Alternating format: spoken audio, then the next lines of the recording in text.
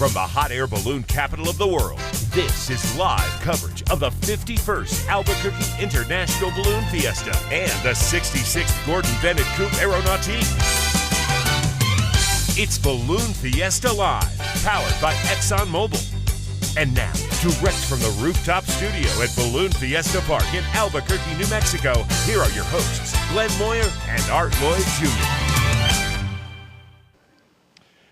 And good morning, everybody, for one final morning. This is the 51st Albuquerque International Balloon Fiesta, powered by ExxonMobil. You're watching Balloon Fiesta Live, and/or you're listening to us live on the field. I'm Glen Moyer. Alongside me, as always, our executive producer, my partner, Lloyd Jr. Good morning, sir. It's a chilly one today. It is a little chilly, not really temperature-wise so much but as the this wind, that strong wind. drainage wind this morning. And it feels stronger than it is. I've been watching the speeds here for the last hour and a half or so, and it's just very consistent at 6, gusting occasionally to 8, but it's been very consistent. So really not that bad, but it does feel like a stiffer wind, maybe because we just haven't seen that much wind this year. Well, and we are now at day number 9, event number 14. Right. And so when the body gets tired, you feel things a little more. Yeah. I mean, you still got your jacket unzipped, but I've got all my layers on. Well, today. I've got all my layers. I've got a heavy sweatshirt under this, and a long sleeve shirt under that, and a long sleeve T-shirt under that. So, I feel like the abominable snowman. I can barely move. I'm trying to walk like that. But it is our final farewell mass Ascension day, which is kind of a shame. It's always a sad moment when you hit this day, and it seems to get here always so fast. It's hard to believe we've already done, like you say, 9 days, and we're into our 14th event now, and it feels like we really just started a day or so ago. Except for the sleep deprivation. It seems like we only started, but the sleep deprivation tells us differently, I'm sure. But no, the wind it feels a little stiffer, but then too, we are also up at about we're around the equator, maybe to the top third height of a balloon. So we're a little more up in the wind than you are if you're down on the field. You're down more in the bowl, and so we feel it a little more strongly, I suppose. But 6 to 8, that's certainly within the within the flying limits. Within the flying limit, the safety zone. Yep. So. Pilot's briefing getting underway just about now, and so when they get to weather, we'll check in with them and get a better idea of what the game plan might be. And again, we're talking about the winds literally right here, as Glenn said, 30, 40 feet up. We're also concerned when we fly what the winds are at 100 feet, 200 feet, et cetera, all the way up to about 2,000 feet. Right. And above that, then it's just a predictor of what's going to be coming down to us as we go through the morning. And not just what's happening here at the balloon field, but we're looking at reporting stations all around the metro area, because the balloons, obviously, while they might be able to lift off and fly from here, they are going to have to land somewhere in the region. The area, and so we want to be concerned about, again, what the winds are doing there, and not just right now, but what are they going to be doing at 9 o'clock after we've launched all the balloons and they're going to begin to start landing. So wind very much a factor we have to be concerned with. Throughout that entire window of time, yes. Yeah. Heard of a couple of sporty landings yesterday morning. You remember just as we got towards the end of a launch here, all of a sudden things started moving very quickly. And so we've heard of a few sporty landings, no real issues.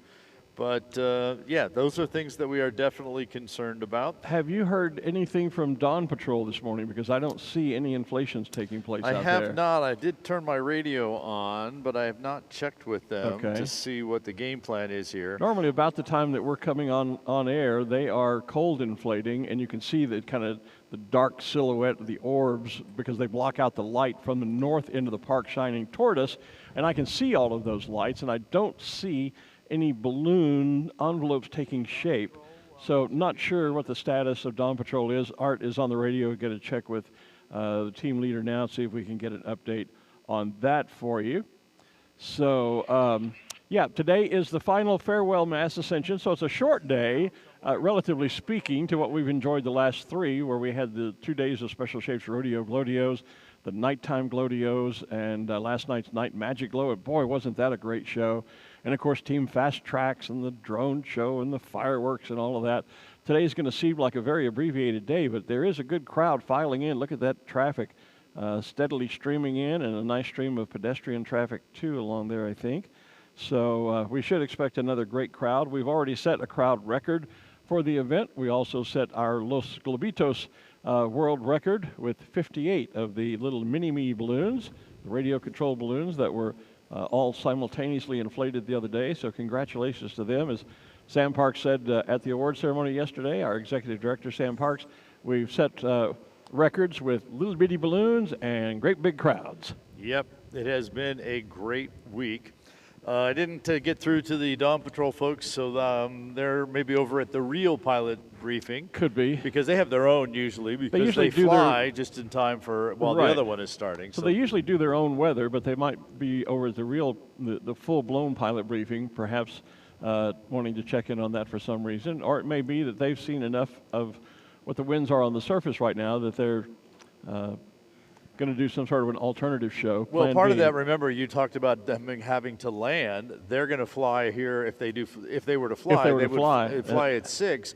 Sunrise is until after 7. That means they have to stay in the air for at least an hour. And if there's any speed up above, which we haven't heard about yet, that's an issue that they would have to be concerned about, is where would it be taking them? Yeah, where are they going to be in an hour? In an hour, so that they would be able to then see visually to land. So a lot of factors that they may be considering. We just haven't had communication with them yet just this morning. But at the moment, they are not inflating on the field.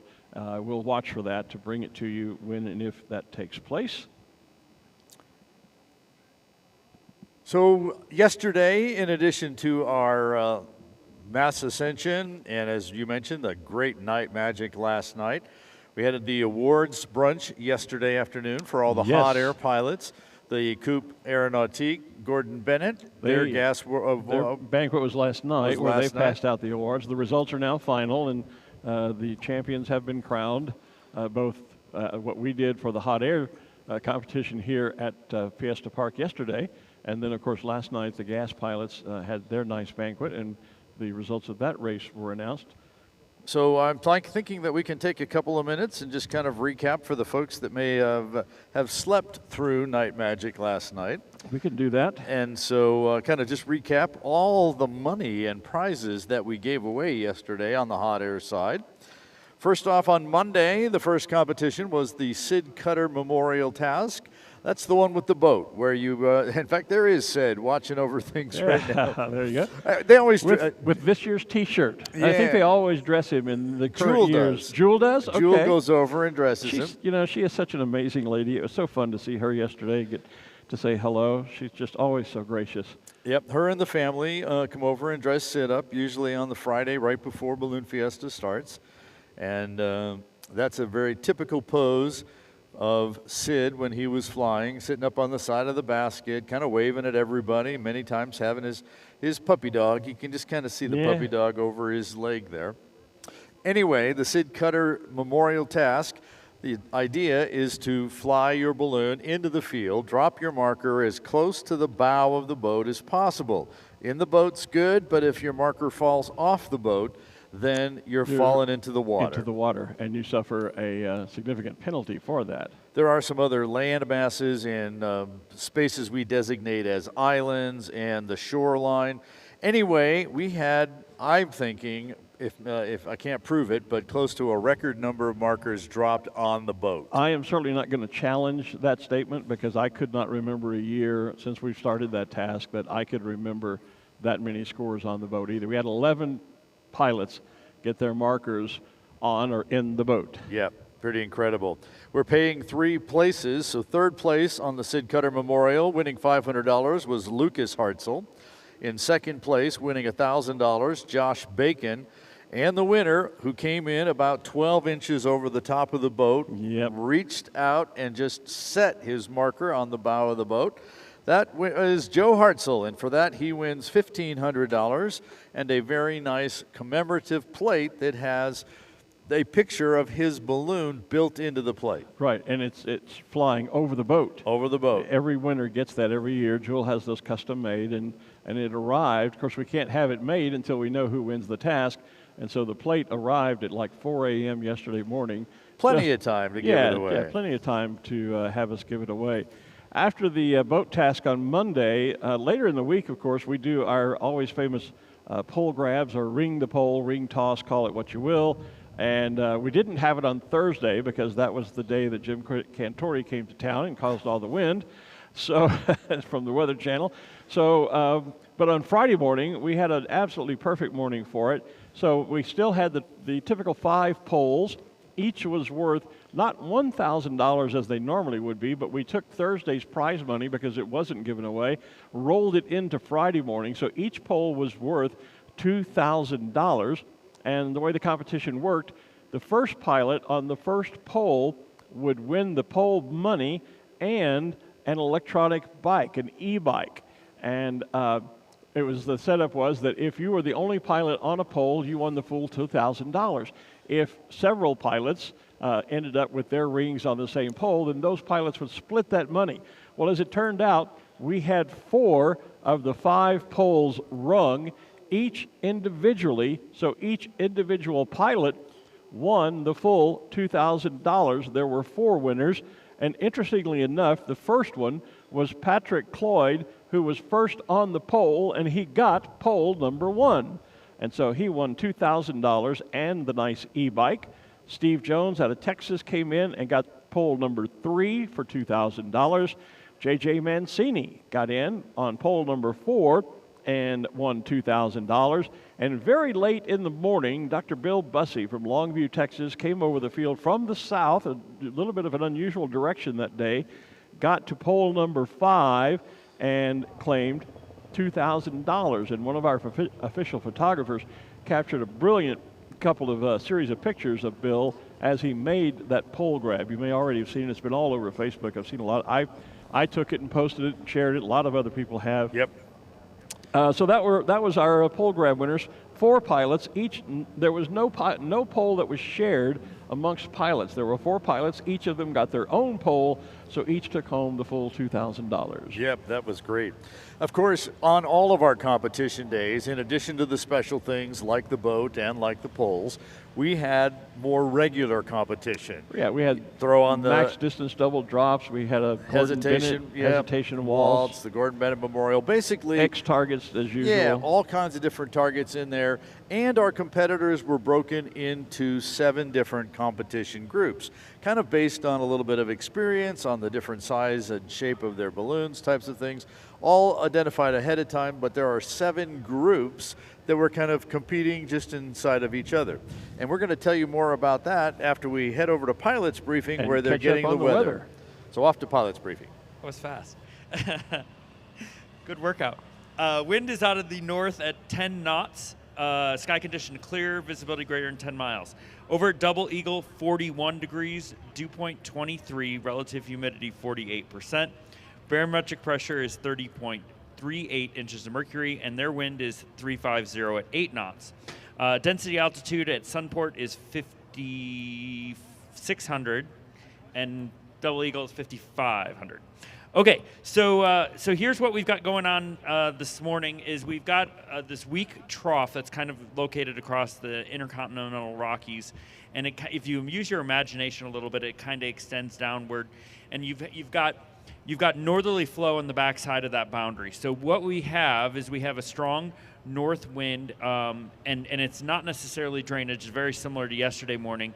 We do have that temperature differential between us and Santa Fe of about 10 degrees. So given that that's the case, we might see a little bit of acceleration of that through the morning. Looking at the DTEC system out there now, we're generally running in the 10 to 20 knot range. Earlier this morning, it was up as high as 25 miles an hour, or 25 knots, or about an hour ago. And so we're going to just have to continue to monitor this wind layer, and then we might need to, we'll have to watch the inversion temperature as well to see how those relate. If the inversion starts to break before the speed layer slows down, then we'll see winds mix down to the surface. And so that's going to be the most critical thing to keep an eye on for this morning. In general, I am not expecting a box. We have that wind, that flow in the low levels from the north, and then a loft flow from the from the northwest or west. So given that that's the case, I do not expect a box this morning, and there shouldn't be any way that you're going to be able to find your way back to the north. So that's this morning. We'll continue to keep an eye on this. You can see that it's trending downward, so there is a positive sign there, but we're just going to have to see how quickly that goes in relationship to the temperature profile of the atmosphere. Before I jump to our pie ball, I want to point out that there is the Gallup, New Mexico Red Rocks event tomorrow. It's the After Fiesta Siesta Hangover Layover. That's a mouthful. And the flight is in the Red Rocks in Gallup, and it is a go again this year. So the plan is to meet at the Red Rocks Park for a briefing at 7 a.m. I will not be there. And if you have any questions, see Bill Lee or Bill No for some additional information. Generally looking at the Red Rocks tomorrow morning, here's what you've got. You've got the big blue H, so that's great. It's also cold. So given that that's the case, looking at temperatures probably in the mid-30s at sunrise or so up there, but it does look great. Relatively light winds, probably favoring some sort of easterly. So if you can imagine that clockwise flow around this high, up in northern New Mexico, it'll be light and out of the east, which is really favorable to fly west over the rocks. So it looks really good for those that are headed up there. With that this morning, I have 2 weather helpers because it's the last day and we have more weather helpers than days left. So I've got Ashlyn and I've got Caleb ready to launch the weather balloon. Do I have any launch directors in the area to give them permission to launch? All right, so that's the news. Sounds like we didn't hear anything, but I'm wondering if we might be on a short weather hold this morning. Well, they've got to get through getting that balloon up and then having a few other housekeeping over it, and then they'll make the official decision. But it does kind of explain why Dawn Patrol is not flying this morning. Yes. Well, without a box, there's not any way to get here. Things were still gusting, and even, as you heard Brad say, up to 20 some a little bit longer ago. Yeah, and with that direction, we're going into town, and so your only option is to make a long flight, fly over the city and out beyond the airport and land in the open areas. Yeah, you're out certainly there. not going to be able to land in the city until after the sun rises. Especially not if there's a little bit of wind, if there's any speed at all. And so especially until so we may see ourselves on a bit of a wait and see. Clearly, as you heard Brad say, there's no box, so there's not going to be any going up, coming back, heading out to the northwest, out to Corrales or Rio Rancho, the great landing areas we have out there. So we'll have to see. And you noticed he had to read the name of the After Fiesta unofficial rally out We were in talking Gallup. about that event a day or two ago, as I recall, because we brought up the Red Rocks event. I've never been able to come back and fly at that event, which is always in November. First weekend in December. 1st December, I'm sorry. But a few years ago, I did manage to take my balloon out there. What happens is a bunch of the pilots will leave here this afternoon after Fiesta has closed down and drive up to Gallup, and then they get up very early tomorrow morning, and there is an unofficial, well, you heard him, it's the After Fiesta Siesta hangover layover, something or other. And this really all started because a number of balloonists were headed west. And so if you fly in the morning on this final Sunday, maybe you get packed up by noon and you're ready to leave town. And you kind of get to Gallup, and it's a convenient place to maybe just stop for the night. Yeah, it's 3 or 4 o'clock in the afternoon. Yes, you could keep going, but why not just stop there and then fly in the morning and then finish your drive into California after that. So that's how it all got started. It started to catch on. The word began to spread. And more and more pilots said, "Oh, well, I'd like to do that," and I was one of them. And the name got longer and longer. Yes, and I was among that group. I'd never flown Red Rocks. I'd never been able to. It was hard to justify coming out here for Albuquerque in October, then go home to Texas, and then turn back around and come all the way back out here in December. It just never worked in my schedule. So when I found out about the Monday morning unofficial Red Rocks event, it was an easy opportunity. A bunch of us from where I live now in Louisiana, Joey Scarpinato, Pat Harwell, a whole bunch of us took our balloons and went west on Sunday afternoon, got up the next Monday morning, had a beautiful flight. I've got a great set of pictures at home. It's a gorgeous place to fly. My balloon flying there. Yeah, it's like a finger canyon, if you can imagine. If you open your hand and spread your fingers out, and you literally just fly up and over these great rock formations, in and out of these canyons, and then there's a nice wide open plain you get to land in. It's a gorgeous place to fly, really, really pretty. And that one of my favorite flights, one of the last flights that I did before I retired from flying with my balloon Coyote Moon. And yeah, some great pictures from there. So if you're headed west, on Route 66, well, get your kicks on Monday at Gallup with the hangover, layover, sleepover, whatever it is.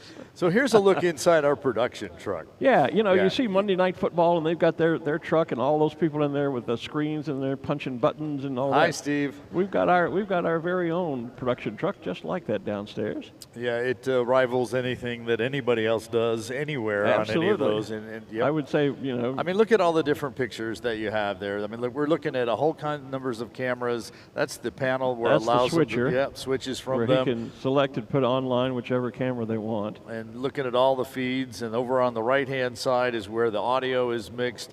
And I think it was Mark, who's the guy punching the buttons today. Steven was in the center there. He was calling the Steven's shots. The director. And that's the audio board right there. That's right. Where they're making sure that you can hear us. And then you get the backside. There's Gary Williams. Gary. He's the mastermind behind all the technical part of this entire show. He's the guy when we say, hey, Gary, could we do this maybe? Here's an idea.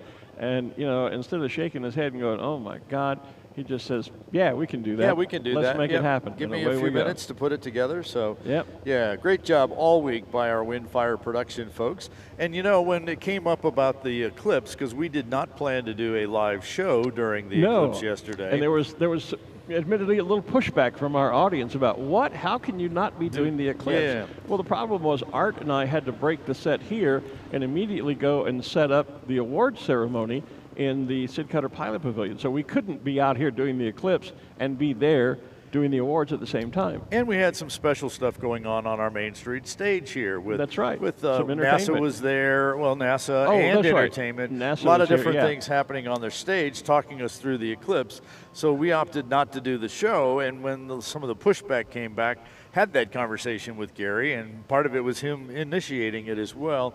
And so he managed to get a hold of a filter to be able to put it on a camera, and they put the live stream as well as the candlestick glow that we did during the Eclipse glow. Put all of that on. There's some video of it down there. Yeah. So that was from the main stage, and you can see we were partway into the Eclipse. What's that, about 75% of the way into it or so. And so they also, Windfire Productions, they also manage Studio 519, which is the community access channel here in Albuquerque on Comcast Xfinity Cable. And so they put the entire stream on their website. Right. And, of course, we gave all of our viewers the URL, the link to be able to go see that, watch it there. Move from Balloon Fiesta Live to Studio 519 to see and that. And you did. Hi there. We see there. You as well. Good morning. Everybody waving to our camera down there by the Main everybody Street come stage. down and say hi. There they are. All those bright, shiny, smiling faces. What are you doing up at this hour of the day? Are you crazy or what? They're watching. Take a picture. Oh, look at that. There you go. Now we're going to have a kiss cam. Yeah. Balloon Fiesta Live kiss cam. Yeah. Hey, so back to the story here. They normally get, it's community access, right? They get like 20 hits a day, something like that on their website. People stumble on the URL and go, oh, what's this? And look at it and go, okay, I'll move on. Yeah. After that stream went up and people were watching the Eclipse, it went to something like 4,000 hits. Awesome. So a number of you from Balloon Fiesta Live obviously went over there. Glad that we could provide that, and thanks to Windfire for putting it up. While we were setting up for the awards, we were taking turns with a lot of the catering staff too. We were all stepping out the back door of the Sid Cutter Pilot Pavilion to take our own look at the Eclipse. Yes. And one of the times that I stepped out to take a look, I heard we had the NASA folks, like you say, that were up on the main stage, and one of the NASA scientists asked another NASA scientist, said, so, have you ever watched an annular eclipse with 100,000 other people? Right. Because there was an awesome crowd here yesterday. Before we got into weather and all of those types of things, we were talking about the competition. And so we were talking about all those other activities, all those other competitions, the X's, the double drops, and all of those things were out there. The overall championship. Well, let me get those people that won those. We played. Oh, you were going to do the I'm going to do this real quick. Okay, the go right ahead. We had all of those. Didn't mean to jump ahead. And so fifth place got $50. Fourth place got 100, third place got 200, second place got 300, first place got 400, and we figured out that there was more than 100 pilots in that list that picked up one of those top 5 daily group competitions. Because there were 7 groups. How did we do that? 5 places. 7 groups, 5 places. 3 days. 3 days, and that turned out that it would have been potentially 105 pilot winners. Now, in some cases, there would be duplicate winners. Yeah, you may have won more so than you might once have won or more than placed one more task, than so it once. wouldn't have exactly been 105 names. But we chose, therefore, not to read all of those names off at the award ceremony. Most of them by then knew who they were anyway. You bet, because they're checking those results as they go. Yeah, and do they still get daily medals like we used to get? I for think winning so. the task? I think they still do. I'm not sure. I'm Okay. not sure. All of that then comes to where we're going, the top 20. And the overall championship. Overall championship. Right. So let's quickly go through that list. All right. In 20th place with winning $250 was Ian Whitling. Jerry Copas took home $300 for 19th place. $350 to 18th place, Mr. Jason Buckner. Nico Betson in 17th took $400 home. In 16th, it was John Schmitz at $450. And in 15th, it was Carlos Figueres Leal winning $500. 14th place was Sean Rea, $600. $700 for 13th to Brian Hill.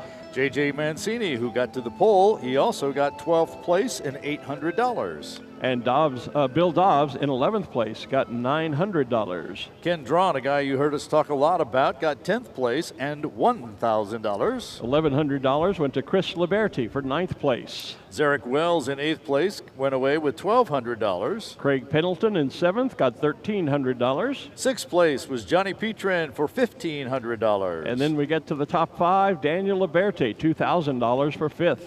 Tomas Hora, who also served as the event director for the Gordon Bennett, walked away with $5,000 for his 4th place finish. And in the top 3 and on the podium, Joe Hartzell, who also won the Sid Cutter Memorial Task, was 3rd, winning $6,000. 2nd place, Joe Zavada, he got $7,500. And taking home the big $10,000 first place check, our champion for the 51st Albuquerque International Balloon Fiesta was none other than Mr. David Strassman. So congratulations to all of our Indeed. winners, and hopefully you'll put the money to good use. I'm sure they will. Like taking the crew out to dinner. Yeah.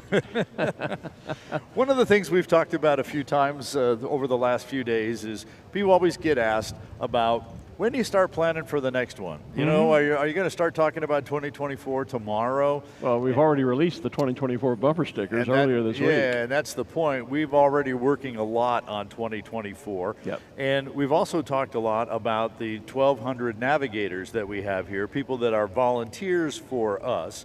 And we have a brand new manager of our navigator group who is with us this year, Tracy Hawkins. You're all lit up there, Tracy. Yeah. Oh, yeah, compliments of my sister. You're doing your own little balloon glow there this morning. I like that. Yeah. It's, you know what it is? It's her birthday. Oh. That's why, yes. Happy birthday to you. I bet you didn't expect that, did you, Tracy? No, I did not. I'm not sure she received it very well either, but that's okay. Hey, so we asked Tracy to come up and talk to us about being a navigator at Balloon Fiesta. So kind of like, tell us a little bit about, if somebody says, hey, I've been here watching all this week and I think I'd like to get involved, how would you become a navigator for Balloon Fiesta for next year? Well, the best way to do that is visit our website at balloonfiesta.com and go to behind the scenes, because that's kind of what we are. We're behind the scenes, all of these wonderful navigators, and go down to the volunteer tab, and the new application will be up in February of 2024. And what sort of tasks do the navigators get involved with? What are their roles here at Fiesta? Well, we have 45 teams, from driving courtesy shuttles to RV team to sponsor hospitality, Balloon Discovery Center. We're all over the field. So we have something to fit everyone. Guarantee it. And are you expected to be here the entire week? Do you need to be here the week before? What kind of time commitment are we looking for? So we have different commitments for different teams. So field crew, for instance, they do a great job setting up this field. So they're more before the event. So if that's something you're interested in, you could sign up for field crew. We also have some that just come during the event. like courtesy shuttle driver. And then we have some even after the event that help with teardown and things like that. So we try to leave it open and accommodating to as many people as possible. And are the navigators primarily from Albuquerque and the surrounding immediate area, or do you have some that, like Balloonist, come from all across the country? I have a little of everything. So we have about 1,137 as of the start of Fiesta. 700 about are local. The rest come from other states. I even have some from other countries. Wow. Any requirements or restrictions about people taking on a navigator role? Not really. I think if you've got the great attitude, and we'd love to have you. So just fill out an application and we'll be in touch. So Yeah. is there such a thing as a knit? And I'll tell you where I'm going with it, because we have the zebras, the launch directors, and so we have zebras in Zits. training, and we call them, zits. So is there a navigator in training or a knit, or do you just come right in and jump in with both feet? You kind of jump in. We do have certain areas that would have like a training a couple days before. Mm-hmm. So like courtesy shuttle, I know Doug and Jay do a great job. They bring them in, they say, hey, here are the paths you're going to drive, So it depends on which area, whether or not you would have a somewhat training. But we don't kind of, I know the ZIP program is really involved, so nothing like that. Like I said, we'll take you. We'll find a place for you. Kind of on-the-job training then. Exactly. Yeah. We'll give you some background training as well ahead of time so that you're familiar with the event. Sure. Yeah, so we do some of that stuff so that you don't just come in cold and somebody says, hey, what's happening today? At least now our navigators have some idea of what the schedule is, how ballooning works, and all those kinds of things as well. Tracy actually has another hat as well. I'm not talking about the Marvin the Martian hat that she was wearing yesterday. She is also the manager of our Balloon Discovery Center, and you mentioned that quickly. How's that been going with the Balloon Discovery Center? The Balloon Discovery Center has been great. It's all the way on the north end. We're between NASA and Artisans. Basically, we want to inspire the love of ballooning for the next generation. So we welcome kids of all ages. We've had a lot of adults sporting the Marvin the Martian helmets yesterday. But the Balloon Discovery Center has been doing very well this year. The first weekend, we averaged about 500 people per hour. In the tent, doing hands-on activities? In the tent. It was, yeah. Well, and of course, the Navigators are sponsored this year by Xfinity Rewards. How important is it to the Navigator program to have a sponsorship like that? Xfinity's been wonderful. I was working with Mark. He's been great. They're very important to us. They're very supportive with everything we do. So I appreciate them. Tracy Hawkins, manager of the Balloon Discovery Center, the manager of our Navigator program, and turning yet another year older today. And birthday girl, yeah. Happy birthday, Tracy. Thanks for coming up. Good job right. with everybody. Thank you so much. Thanks, right. Tracy. All right. So, again, early February, you can sign up to be a navigator here at the 2024 number 52 Albuquerque International Balloon Fiesta. That's right.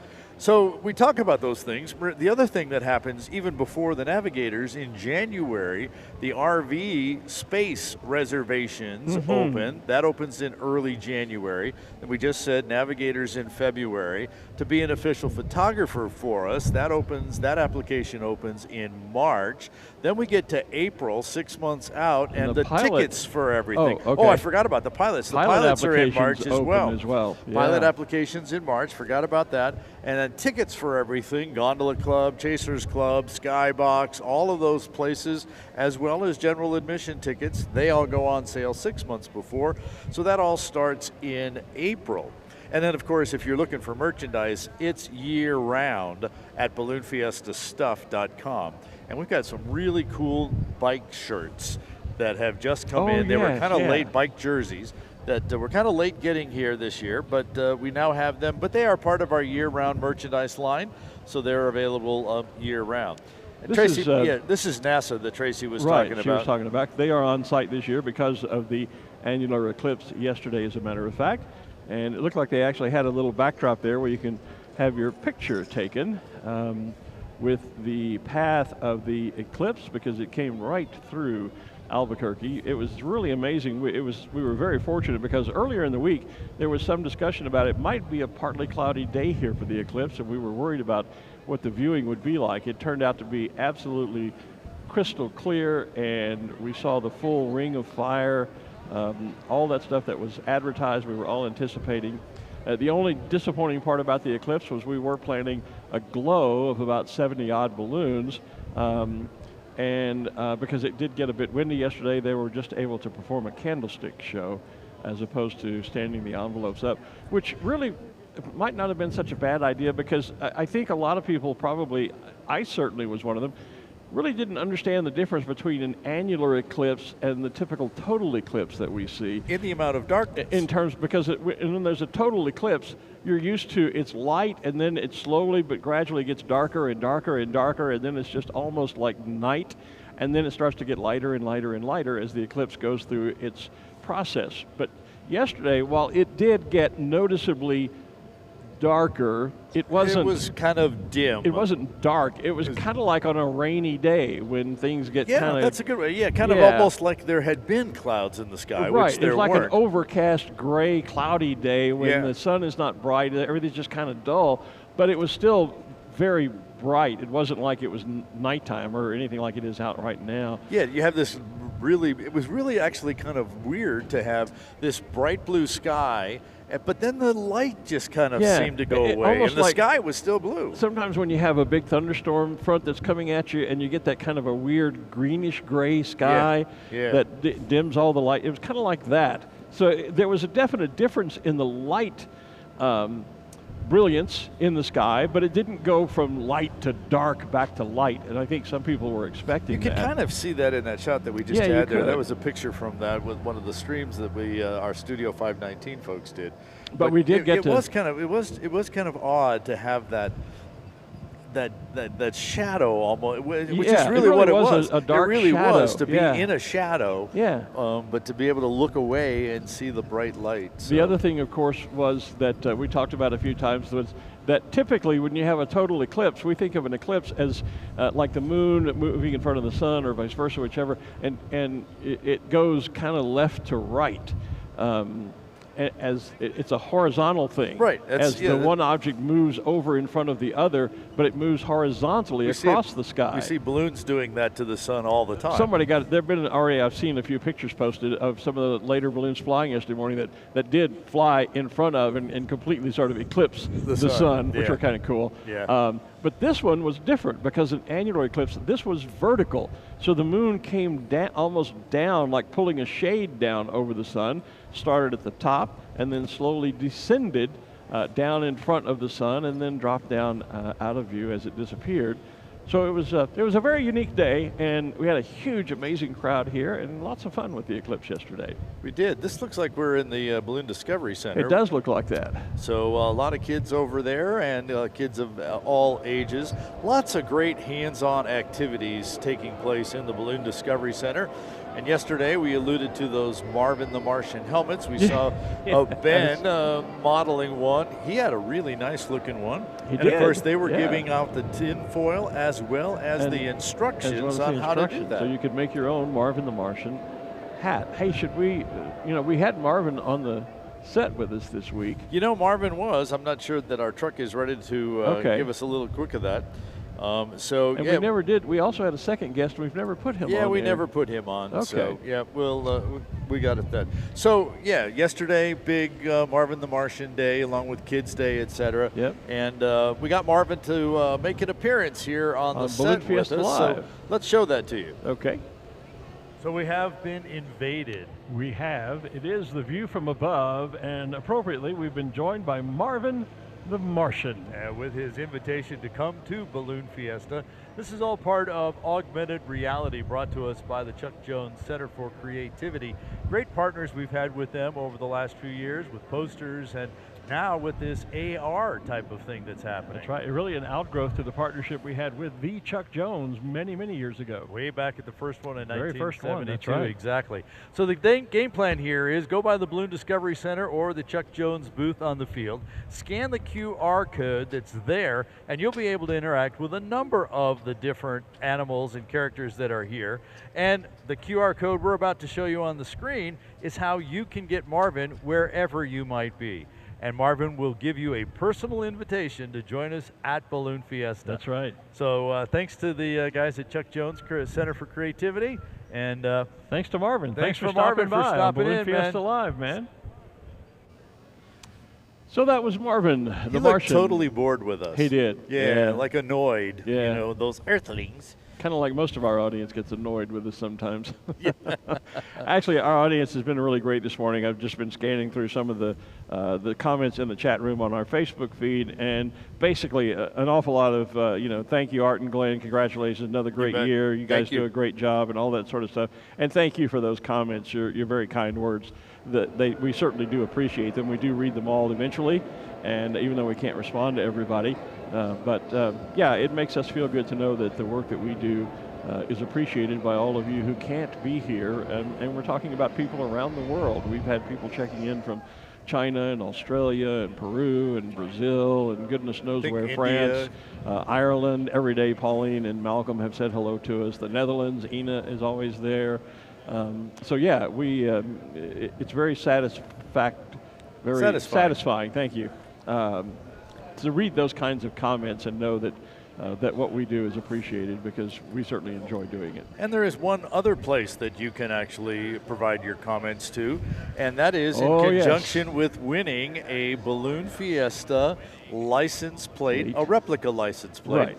This is the plate that we used here in New Mexico for many, many years. We've moved on to Chile plates now, but we have created a replica of it, complete with the balloon and BF Live for Balloon Fiesta Live. We even have the full logo down here in the corner where the expiration sticker would be able to go. Best Friends Live. Well, there you go. Yeah. Hey, this is in a partnership with the Sign Store here in New Mexico. Our good friend Al Padilla has worked with us to provide these so that we can give them away to you.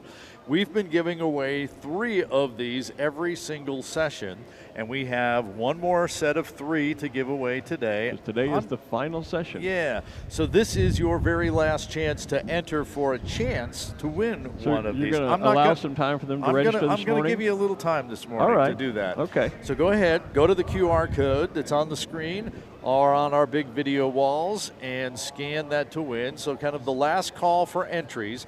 Now, you can also go to balloonfiesta.com and click on this year and then Balloon Fiesta Live. The link is there as well. So if you're listening out in the field and you can't see the QR code, balloonfiesta.com, go to the Balloon Fiesta Live webpage, click on the link, last call for entries. If you want to go ahead and put some other comments in there as well, again, we'll be reading all of those.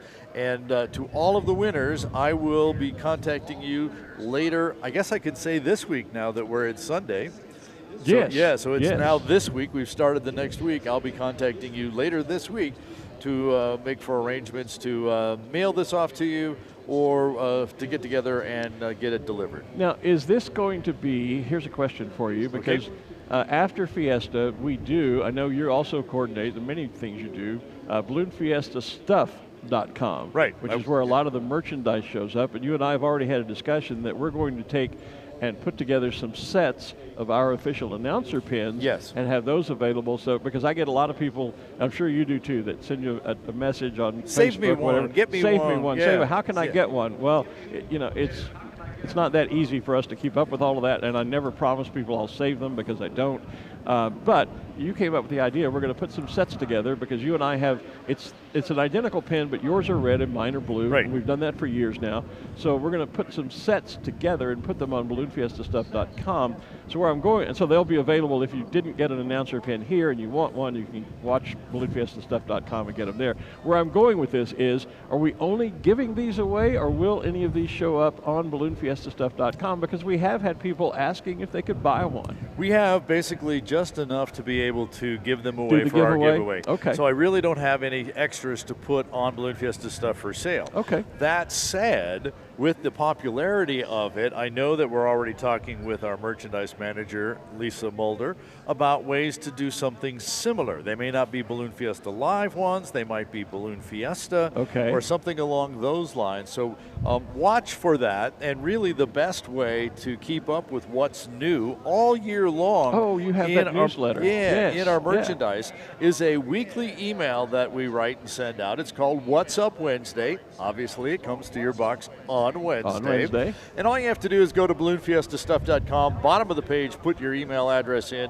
We'll start sending that to you every Wednesday, and so we will feature new items, we'll feature sales, those types of things. While a lot of stuff has sold out, inevitably there's always something left after this. And so after the event, because it is dated, it'll be time, and we'll put some stuff on clearance.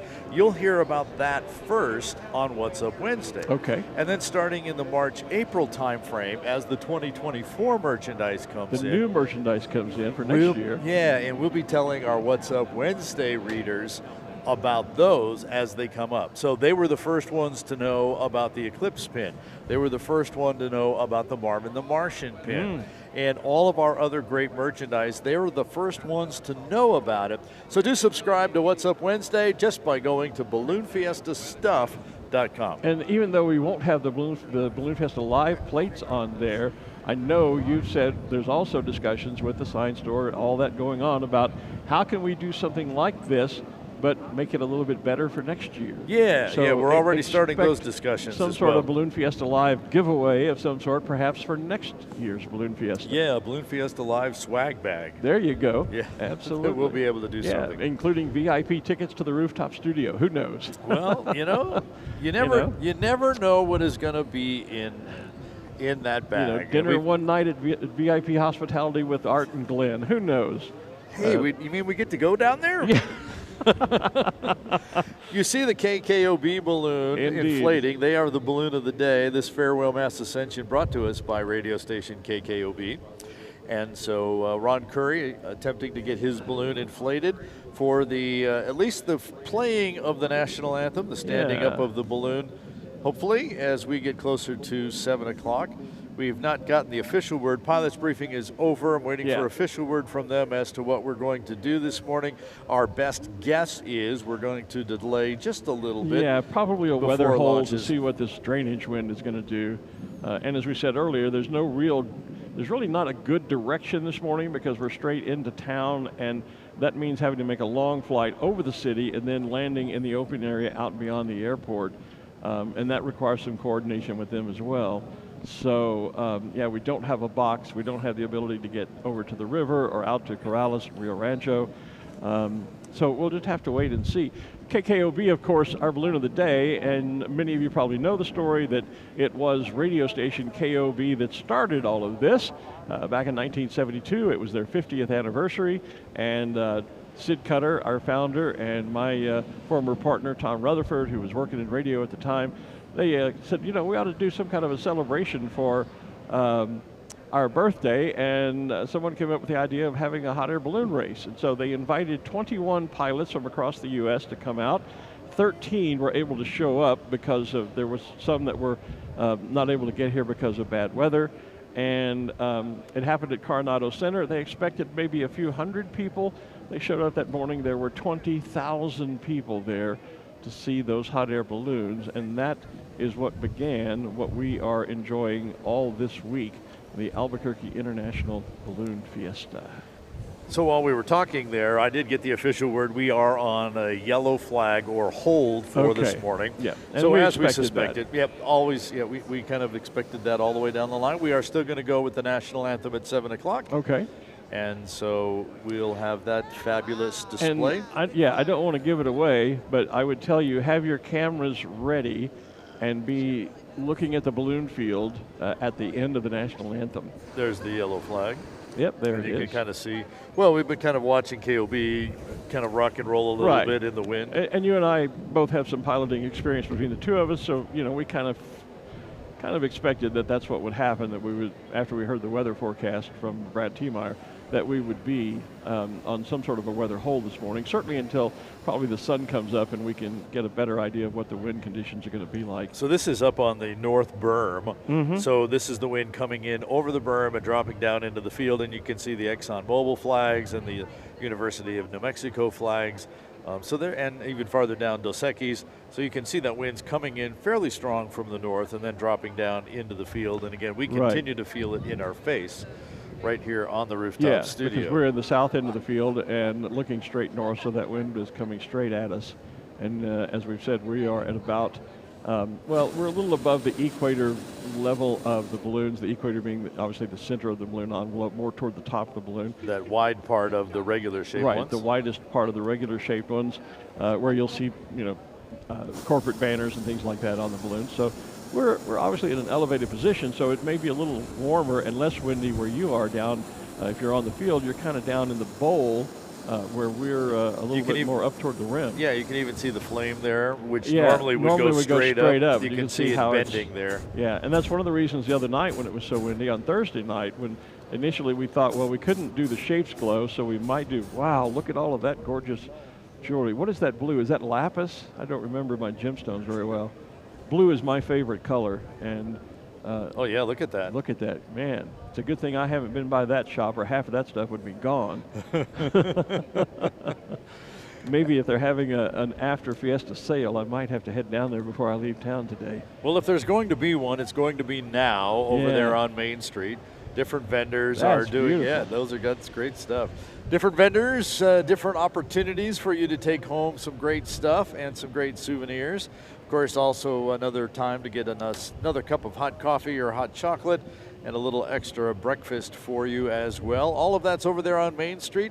And they'll be open for a little bit this morning, but then once we hit about the 9 o'clock hour or so, things will start shutting down as we need to turn this park, back Balloon into Fiesta a park back into a real park. Yes, indeed. And of course, many of our vendors and concessions, as well as all of our pilots and navigators, we need to get this torn down so that they can get on their way back home. Many of them have been here for 2-3 weeks. You heard Tracy talk about folks that spend weeks here ahead of time getting things set up.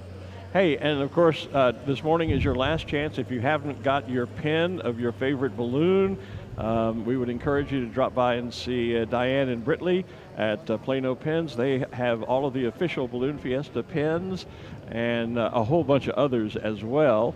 And you can do some shopping there. If you're looking for balloon-themed souvenirs, I'm sure there are a bunch over there, but two quick shout out to a couple of my friends that are there, Doug and Patty Grimes at Discover Balloons and Phil Whittington at Montgolfier Gifts.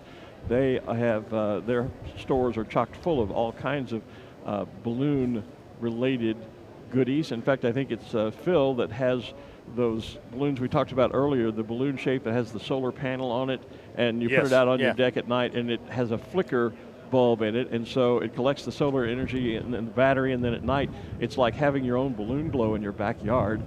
Those are over there. I saw a great set of, a lot of different sets of balloon wind chimes.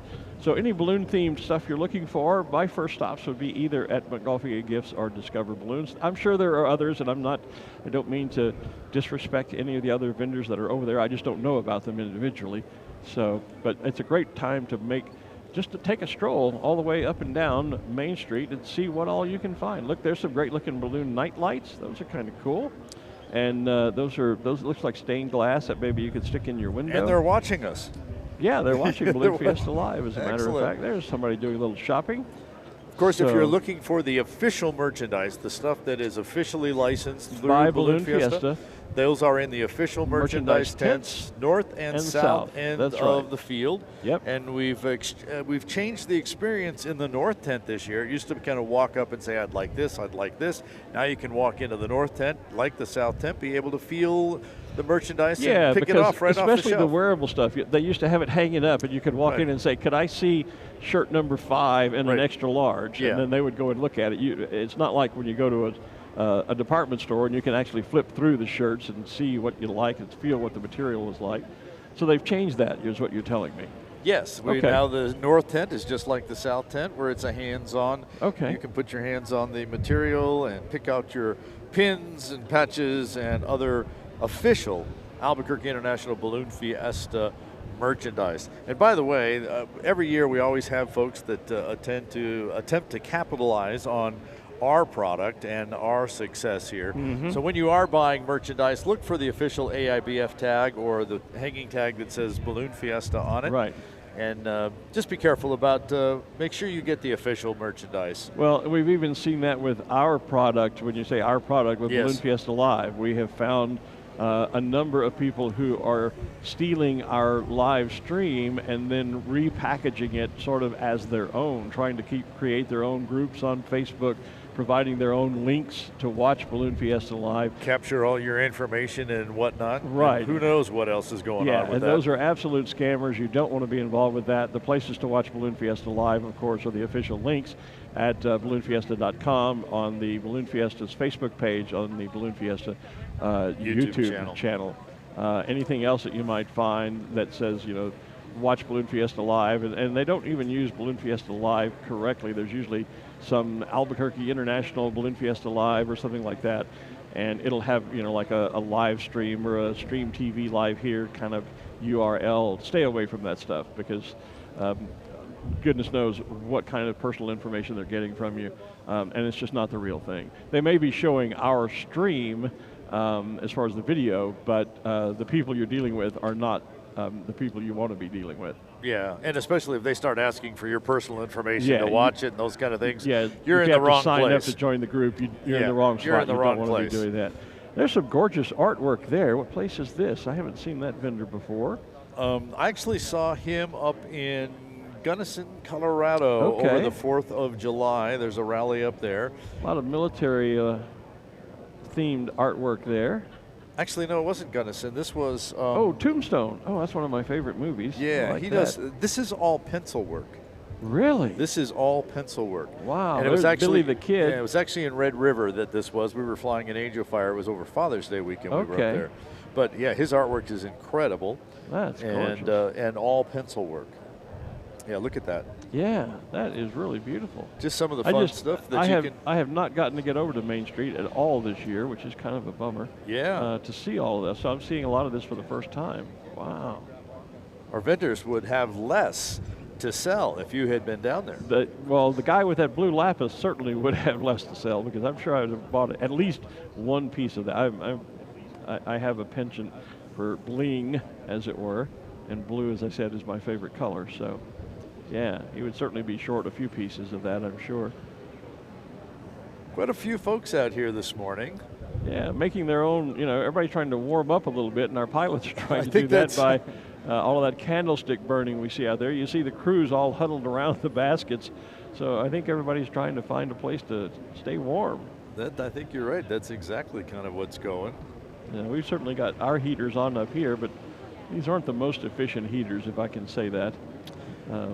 Well, and the other part of the deal I heard this morning is, of course, they have the propane bottles in, and we have a whole other set of navigators that go around and keep the heaters full. Yes. It happens to be the same crew that took down the Music Fiesta stage overnight. Oh, they got to be tired. So, yes, they worked overnight to take that down, which meant they actually couldn't get the bottles refilled last night. Okay. So we're a little shy on some propane around the field this morning, so that's why they're...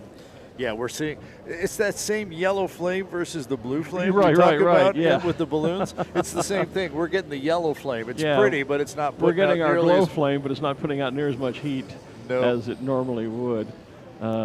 So, yeah. So any of you guys that have a spare burner down there want to bring it up to the rooftop, we would be glad to welcome you up here with us. Yeah. So... yeah, Barb Tomlin is over here saying we need to produce some B-roll. The issue with that is, Barb, is many of them aren't set up until late Friday night. We don't have time to turn that around. So, and like this year, this is the first morning we've really had to kind of sit here and talk about things. We've had a great week of flying, and that we've been able to just do nothing but talk about balloons. That's right. Ballooning. We haven't needed B-roll or fill to stretch and fill time with, although we are coming up pretty closely now to the national anthem, so I don't want to belabor this. I thought I would just scroll through real quickly and see some of the folks in the Facebook chat room. Raven O'Shields, she and I have become friends over the course of this week. I know her grandfather, and she's got a beautiful cat named, oh gosh, who's the Merida? The Disney princess from the Scottish movie Brave. And so we are checking on the status of the national anthem. Ken is doing some of his producing stuff.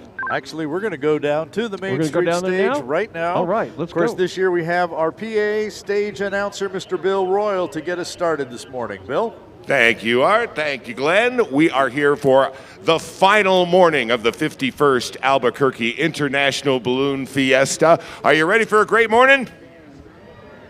All righty, good to hear. Well, usually pilot Ron Curry would be preparing the 96.3 KKOB News Radio balloon to raise our colors. But before that, please welcome to honor America and sing our national anthem, Albuquerque singer-songwriter Vaughn.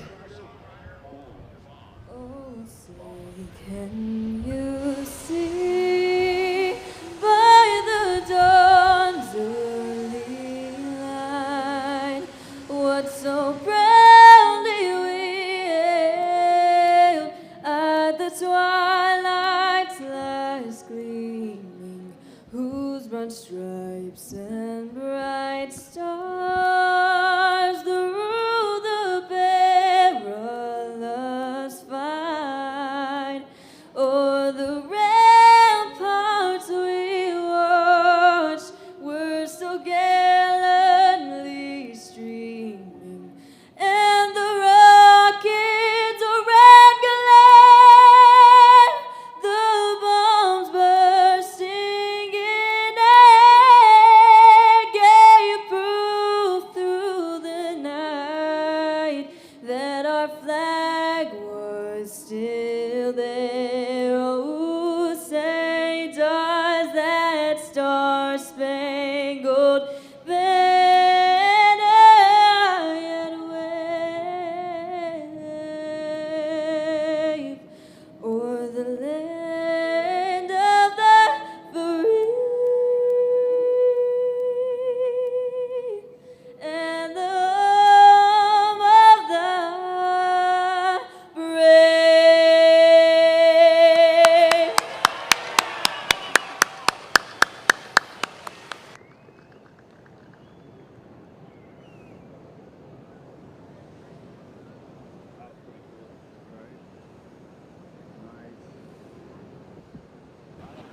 Well done, Vaughn. What a beautiful rendition of the national anthem. And there's that photo op we tried to tease you about. Hope you're getting some pictures of the Allbird going on right there on the field. And you guys just keep that up for about the next half hour, will you? Because the wind is bringing some of that heat here to the rooftop. Yep, it's hitting us here. Yeah, so please just keep that burn going just as long as you would like. You know, if you need to vent your tanks, I'm kidding, before somebody gets all upset. Well, yeah, you don't want to overheat the actual burner itself. Well, no, so you don't. But yeah, that north drainage wind carries some of the heat from that. We could feel it up here, and it's very welcome this morning. So, but yes, wonderful job by Vaughn with our national anthem. I did catch that on video on my phone, and that went at least 45 seconds. I so got that's one great. the other morning. I got a still shot. I didn't think about taking a video. There is our sand castle that has been under our sand sculpture that's been underway all week long.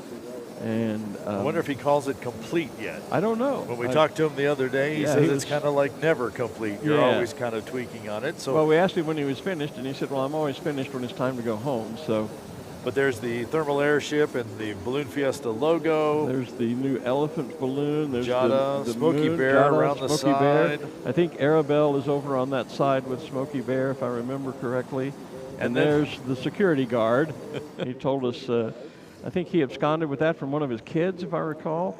I thought he said that it kind of became a stowaway in his luggage. Maybe that was it. Yeah. And, but it has become the security guard for his sand sculptures. There it is. Yeah, nice little dragon. Yeah. So that's down on the north side, down up and around the northwest corner of the field, if you'd like to go up there and take a look at that. And you can also visit, if you're looking for things to do while we're waiting to get word on this morning's balloon activities, you can go down to the chainsaw carving area. Also, they're around the sand sculpture and the Discovery Center. They're all kind of grouped together down there. The NASA tent is down there. Don't know if the chainsaw guys are at work yet. Normally they open up about 8 o'clock in the morning, and I don't even see them. Yeah, okay, they are on the schedule for this morning at 8 a.m. Chainsaw carving exhibition, so that's about an hour away, a little less than an hour now. And they have not only a lot of stuff that they exhibit, but they also usually have product for sale. And they've been doing an auction at 11 o'clock every morning. Have they done one every day? I know day. I saw the one the other day. I didn't realize it was daily. They might. Well, they're carving stuff. I don't think they would do all that the at time. 11 today, because by 11 o'clock, most of us are probably going to be checked out of here.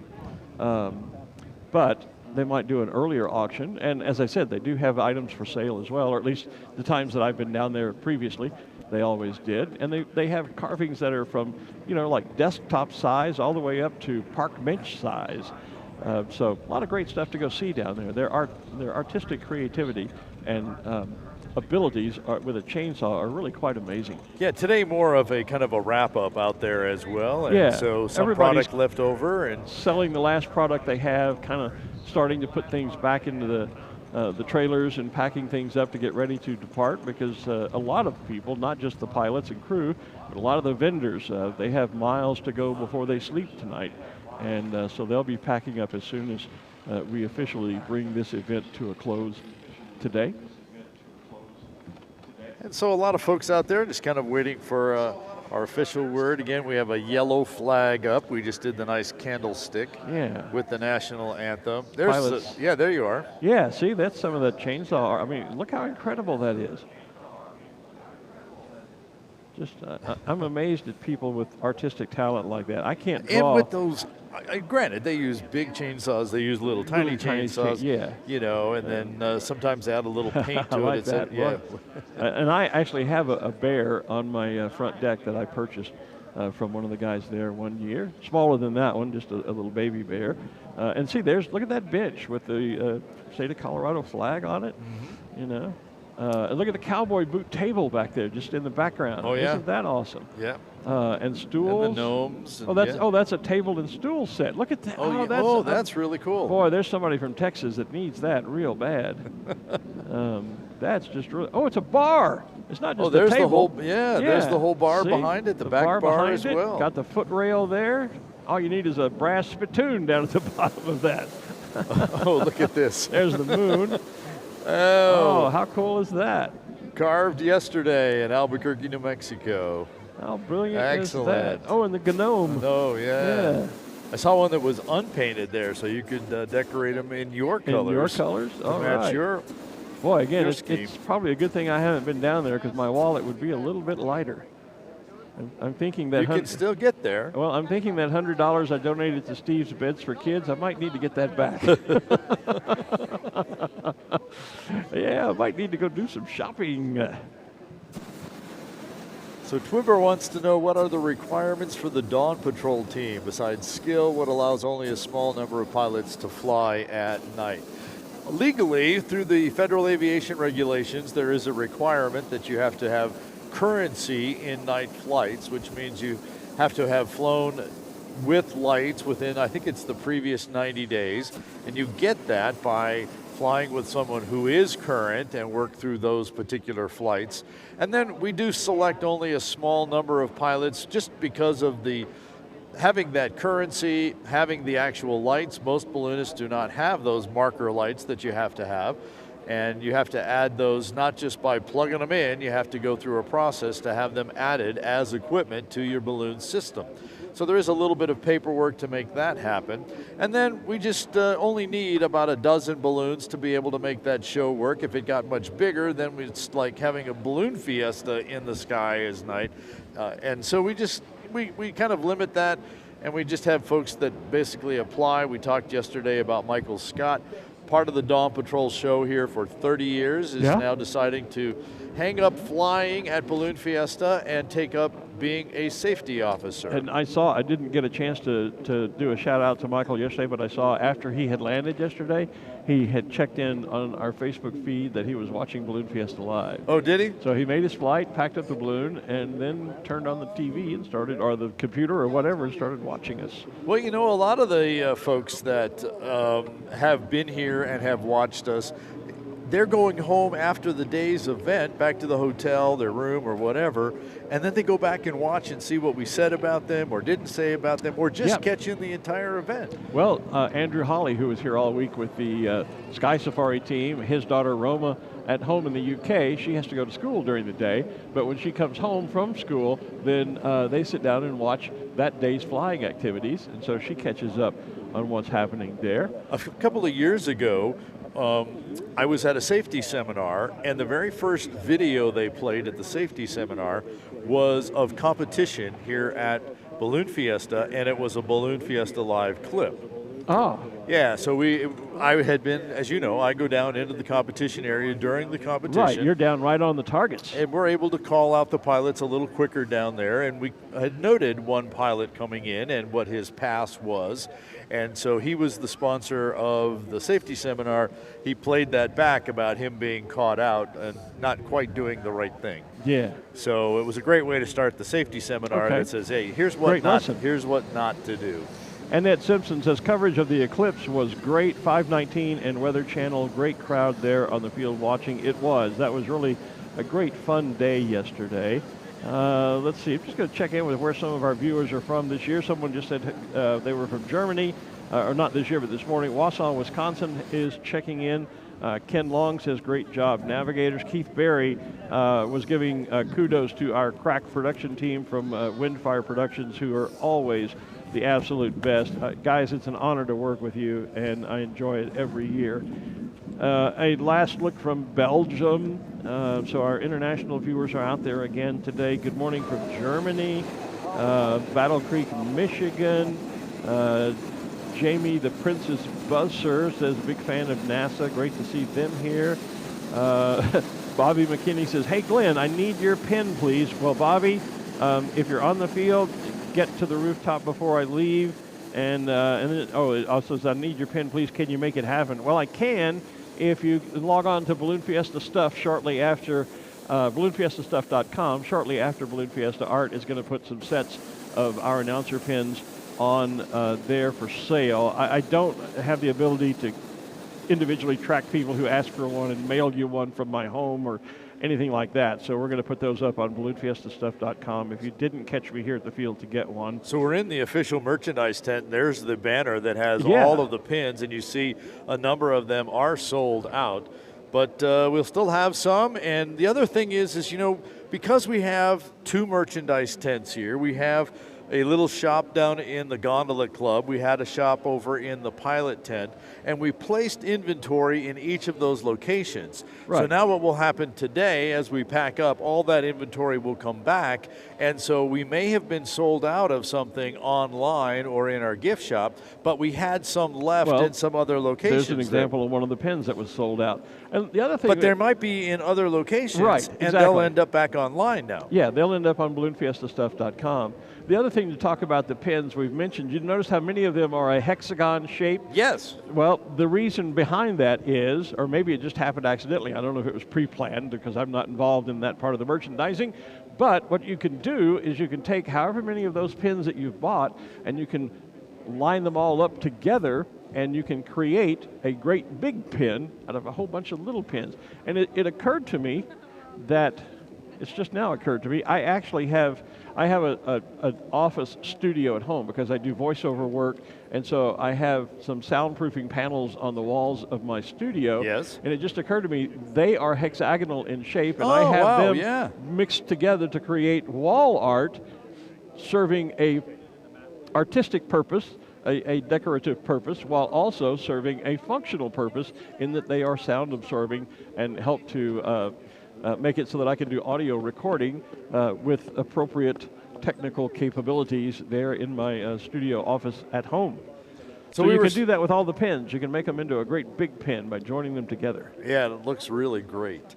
So I want to talk about a couple folks that are on here. So I've heard from folks at my good friends over at KAZQ, one of the local TV stations here. I've had for the last 4 or 5 years now gone over and done a kind of a preview interview with them about what's new and exciting here at Balloon Fiesta. Okay. So good to see them watching us here online. Mark Trujillo's wife is having a birthday today, and he'd love to win a license plate. We're going to draw those names here shortly. That's right. You still have to do that. You still have time to register, so do that. Yep. And Central Illinois, Union Grove, Wisconsin.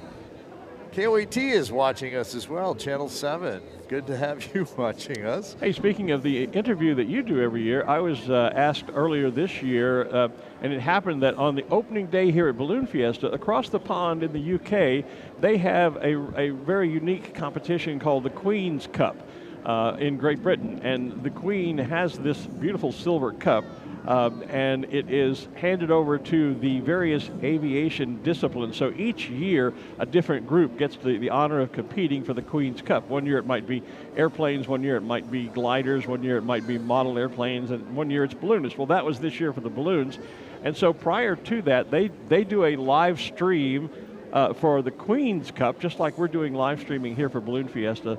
And my good friend Robin Batchelor had gotten in touch with me and said, hey, we would like to have you do an interview with us to preview Balloon Fiesta for all of the balloonists here in the UK and for our audience, some of whom are not balloonists, they're just general public, might not know about it. And so I was very honored to do that with them. And then they actually flew the Queen's Cup, which is a 2-day weekend ballooning competition. You take off on Saturday morning, fly as far as you can land and refuel, and then make another flight. You land, and then the next morning you either take off from where you launched, or there is some ability to move to a different location and continue the flight. And the object, it's kind of like a mini Gordon Bennett for hot air balloons. Yeah. The object is over other the 2 days. Other than you can land and refuel other than you and can keep land going, and refuel. yes. But the object is to see how far you can fly over the 2-day period. So that all happened on our opening weekend. They were flying balloons over in Great Britain, and my point was only that I was asked to do an interview with Robin about previewing Balloon Fiesta for the British audience,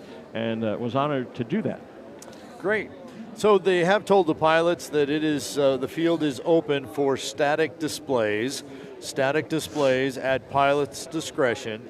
So if a pilot were to want to put up their fabric, they may do that.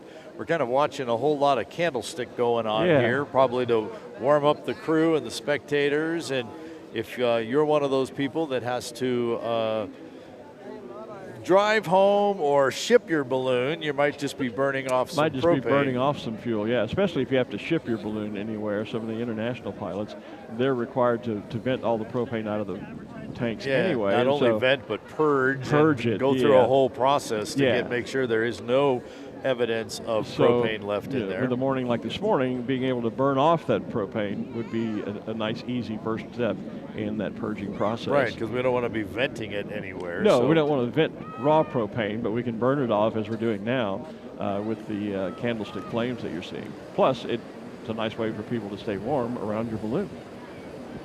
So if you're out there on the field, this is a great time to wander around. You have that last chance to go check with your favorite balloon or any balloon crew, pilot that might be out there. Balloon trading cards available. Yeah. Many will have pins, and so get some pictures, get an opportunity to see what it looks like in the basket up close and personal.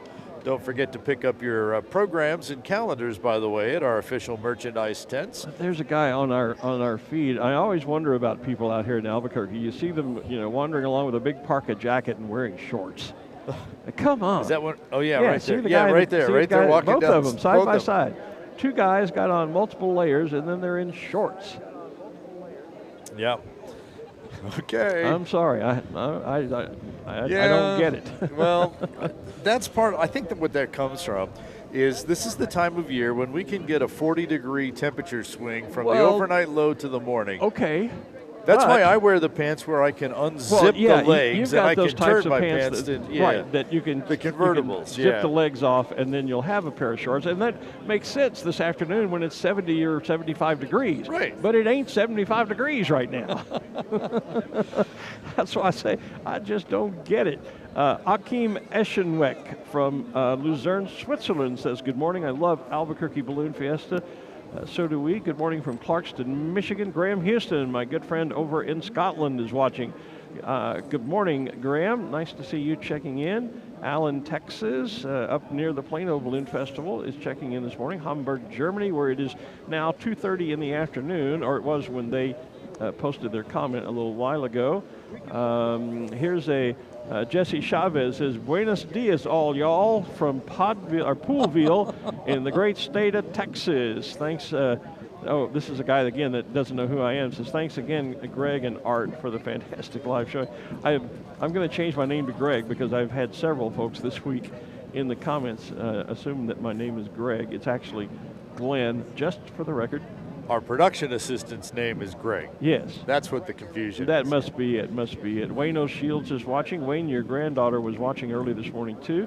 Maybe they're watching together, I don't know. Randy Deborah Hamrick, that's an interesting name, Randy Deborah, from Hazlet, Texas. Colorado says good morning. Greenville, South Carolina, used to be the announcer at the longtime Freedom Weekend Aloft up there in first Greenville, South Carolina, then Anderson, and then in the last years it moved to Simpsonville. Long-time fan of that event. Met some great friends there, the Clark family especially. Robert Belcher from the Farm Bureau UK is checking in. Says he was here in 2019. It was unforgettable. Thanks for the awesome coverage as ever. And they're looking forward to coming back next year in 2024 for number 52. That's Farnborough, not Farm Bureau. Sorry. And Marianne Okay. Bosworth has finally checked in. She's been watching us for years as well. She says has. hi. Yeah, she's kind of like Ina van de Kratz over in the Netherlands, who's usually one of the very first to check in. Yeah. I haven't seen a good morning from, as I'm scrolling through, I may have missed it early on, but Pauline Baker and Malcolm White have been watching us. Balloonists over in Ireland, who are normally here, flying, but they're not with us this year, and Pauline's been checking in routinely every day, usually very early, and I missed a lot of the early comments because we've been doing our thing so much this morning and not really looking at the chat rooms until now. Anne-Marie watching all week from Fort Wayne, Indiana. Glad that you have been with us, Anne-Marie. Illinois is also watching. Great week, says Old Wolf Productions. They're watching us from Atlanta, Georgia. Also from Canton, Ohio. Oh, they're from Canton, Ohio, but watching from a hotel room here in Albuquerque. Oh, okay. Linda K. Gallup says, thanks for broadcasting all week. I've been watching from afar in Green Bay, Wisconsin. Can't wait to get back to Balloon Fiesta. We'd love to have you come back. You know, there's only 355 days until the 52nd Albuquerque International Balloon Fiesta. That's right. The gets countdown started. clock has already started. Chuck Already Vaughn, running in the office, and shortly it will be up on our website. Yeah, Chuck Vaughn says a great job to all you guys in front and behind the cameras. Well, thank you for that. And I agree, our production team did a great job all week long. So we actually do have a balloon standing up. We have the teddy bear balloon. And I see another one inflating. Yeah, that's the Teddy Twins, David Adler's balloon. Okay. David from Yuma, Arizona. Oh, and yeah, I do see one of And then those there's a rainbow few spiral balloons that's inflating in the northwest corner there. Where are those guys? Over on the west side? They're way out over the west side, yeah. Yeah, so there's a number, looks like at least 4 balloons. That is a different ride company. I recognize their balloons that have gone flying over on the west side. And that's So the area. not part of Balloon Fiesta. Not part of Balloon Fiesta, but that is the area where usually the local balloonists do fly a lot. They don't actually, we don't use, I don't think, Balloon Fiesta Park is not used as purely a balloon park. It is a city park, and it's used for a lot of other great purposes. So the local balloonists who fly, as you said, usually about 300 days a year here, are not launching out of here every morning. No, it is available for us to launch if we choose to. The north part of the park is actually kind of reserved for balloon activities basically every morning, unless there's something special going on here. Okay. But as we've talked about, when you fly out of here and you go south, you're flying right over the city. Right. So the landing sites are not so great and not so readily available as we move to the south. So what we find is by flying out over on the west side, we talked about Corrales and Rio Rancho on the northwest side of Albuquerque. Flying out there, we have a lot more open space, less congested space. Yeah. And so it's just a nicer opportunity to fly over there. You can get lots of short hops and fly lots of different people. Right. and practice your landings and all those wonderful things flying over on that side of town. We just had a close-up of one of the twin teddies, and I'd never seen that before, but he has his little tongue out waving in the wind. Kind of going blah, blah, blah, blah, at us this morning. Sure.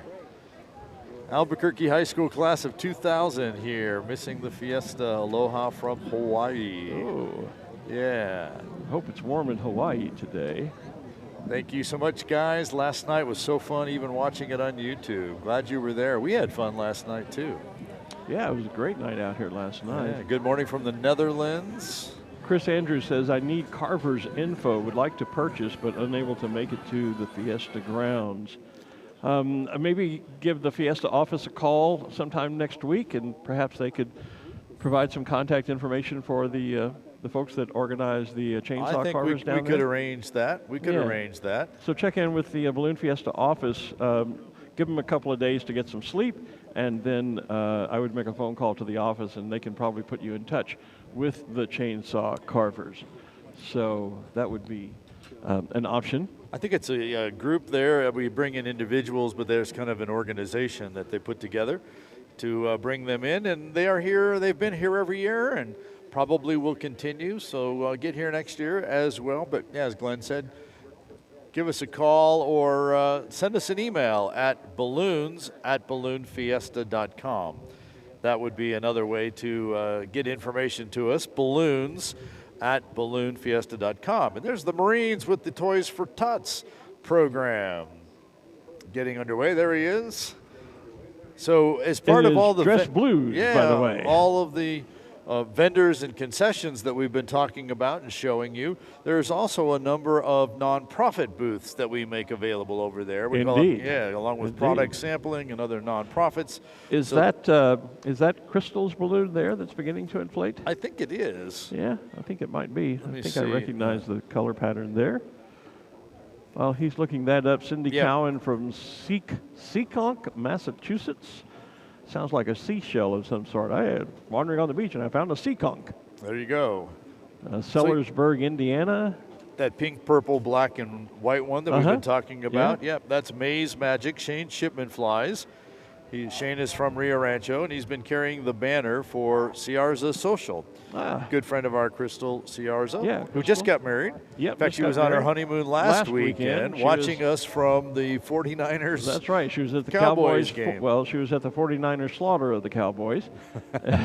And back here at Fiesta Park, we had a chance to see her and say hello yesterday at the award ceremony. Anita Baderman says, going to miss you two and the Balloon Fiesta coverage. Thanks for a wonderful week. From Horicon, Wisconsin. Well, remember, there are 7 years worth of Balloon Fiesta online, somewhere on the order of probably over 300 hours of Balloon Fiesta live. So you could still turn us on every single morning and pick a morning from any year and watch that. Anytime that you have insomnia, you can log right on there and find something to watch and probably put you to sleep very quickly. Malcolm White, there he is. Top of the morning to you both. Trying to get in before Pauline does. I think you made it, Malcolm. They might have been out flying this morning over in Ireland. I don't know. Of course, it's later in the day over there by now. It's after lunchtime. So I don't know. But, yeah, nice to hear from you, Malcolm, my friend. Hope to see you guys over here next year. Or, better yet, I'd like to come over there and see you guys in Ireland. Maybe I can get back for another visit next year. Barry McGonigal. Hey, we Barry. could take this show on the road, We can. We've offered our services. We're a tag team, and we can live stream from other places besides.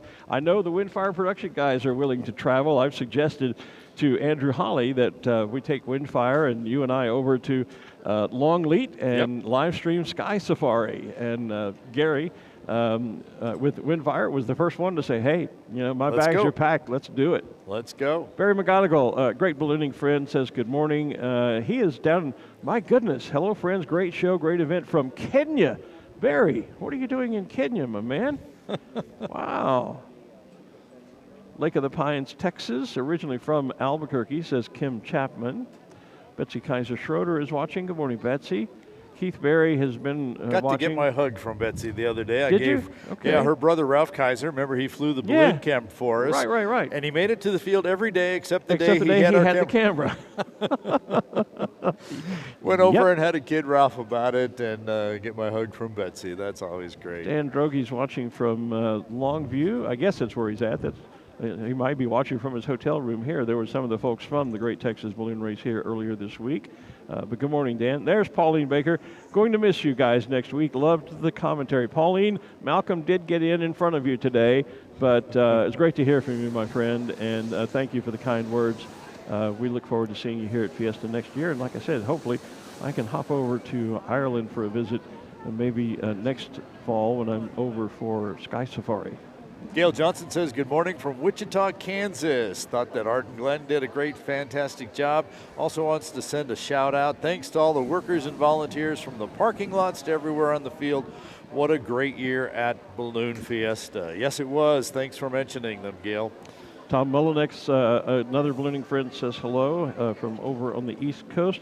Good morning, Art and Glen, says Mark A. Zajac. Thanks for all your great week. Look I at all can't the wait pins till on the this. 52 in 2024. Well, we have this shot. This is down in the AARP booth, yeah. and so they have a map up there, and they have people putting pins from Where where they've they have come from. So Just obviously, a few folks from New Mexico. yeah. have But been look here. at Colorado, Yeah. California, Texas was Texas pretty is full. in there, and then look at the the folks from Northeast. the East Coast. Yeah, Look at that. And down in Florida, quite a few Floridians here. all here, and there's And Hawaii, Hawaii, Puerto Rico, the Virgin out there Islands. in the middle of nowhere. Yeah, some folks floating on life rafts Oh, in the look at ocean have Alaska. been here. Yeah, look Yeah. at Alaska. Yeah. Yeah, it's an awesome display. California. Yeah. Every couple of years, we do an economic impact report and study here at Balloon Fiesta. So we did one last year.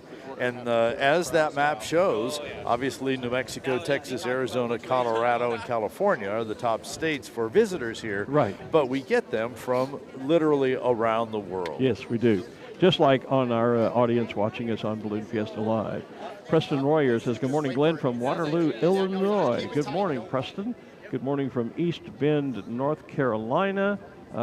Here's, I think this is the Balloon Club. Balloonvarten Verkaturen, I think, maybe. Hello from Belgium.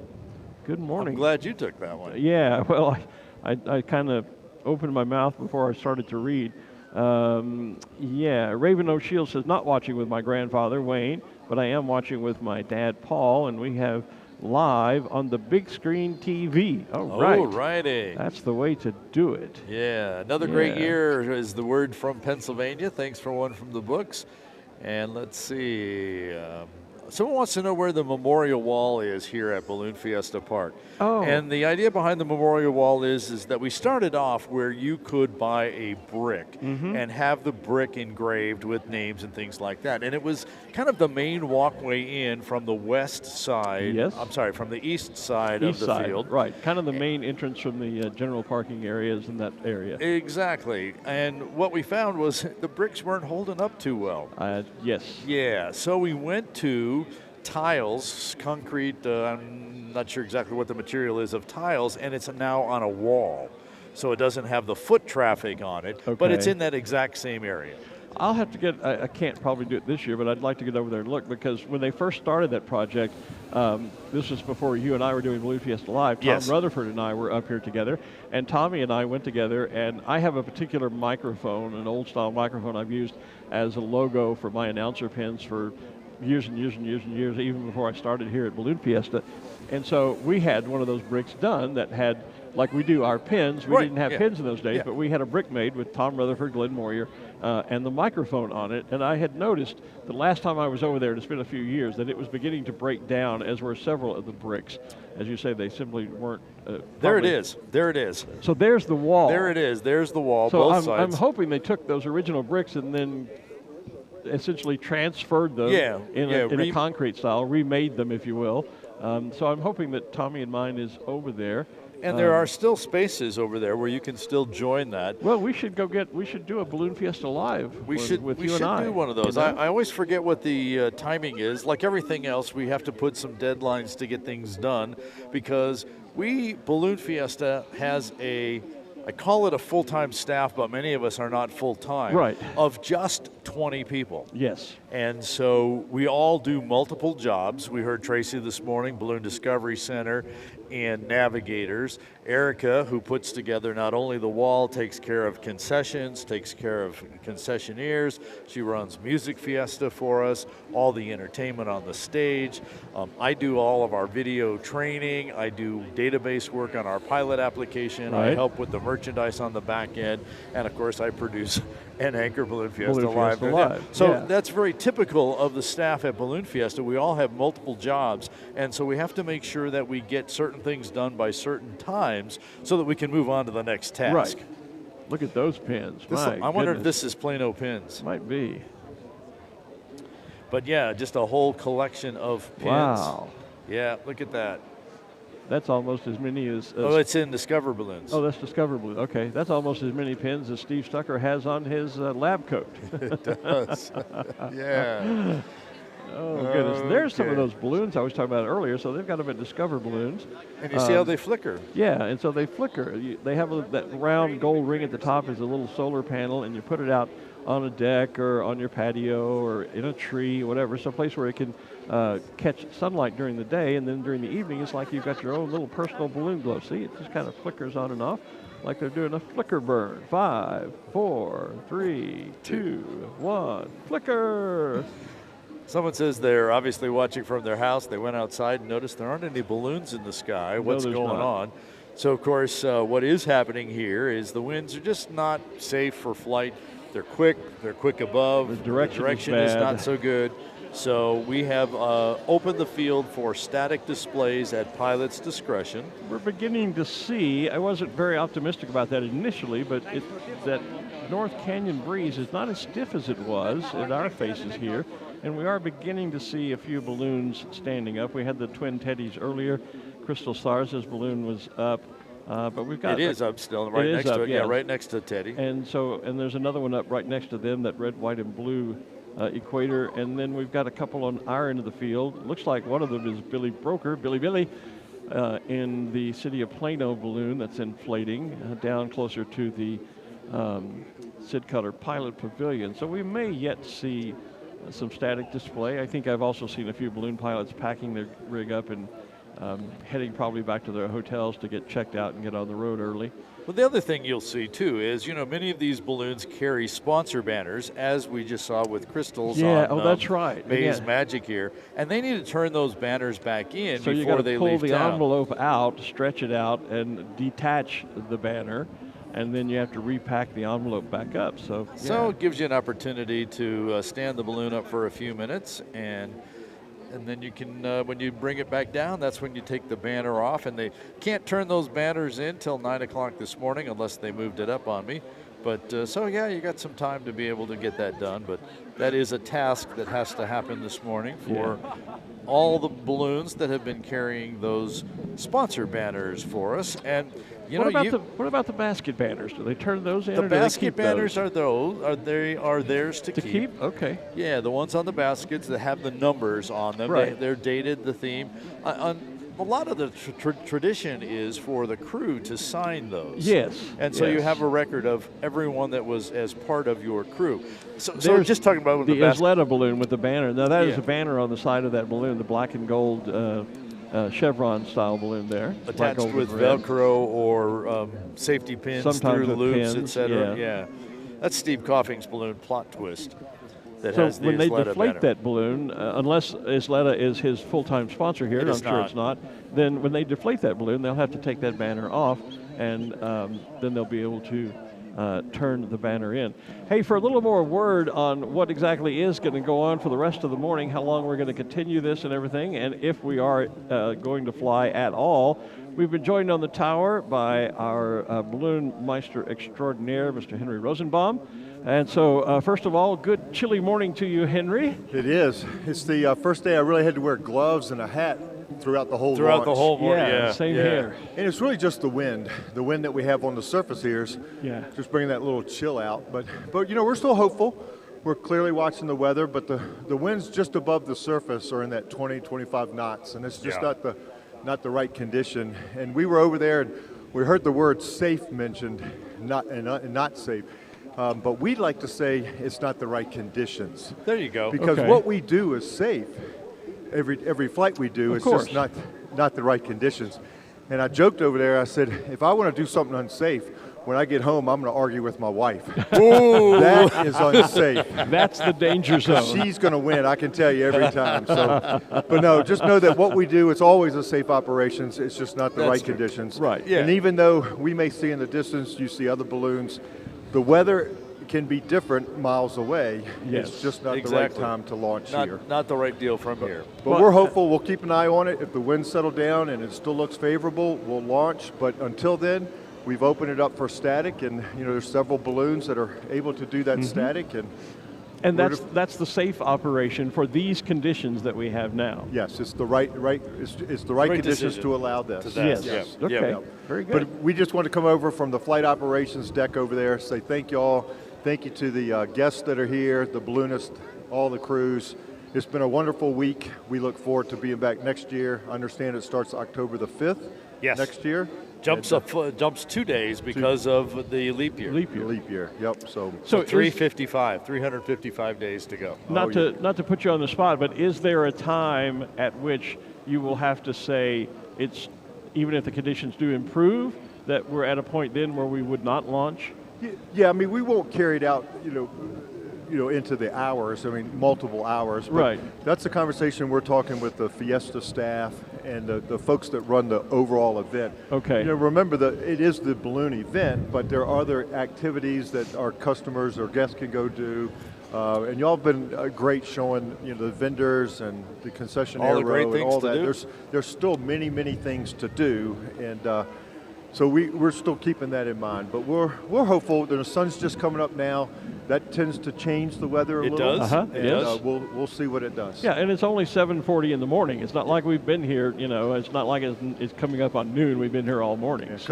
There's just another one popping up out there as well now. Yeah, I think more and more people are saying, okay, it's okay. It's an acceptable win for me to be able to stand up the balloon. And if we look back in the week and think, there are many mornings we were launching balloons after 8 o'clock. Oh, certainly. So if it's the right conditions, then we're going to launch.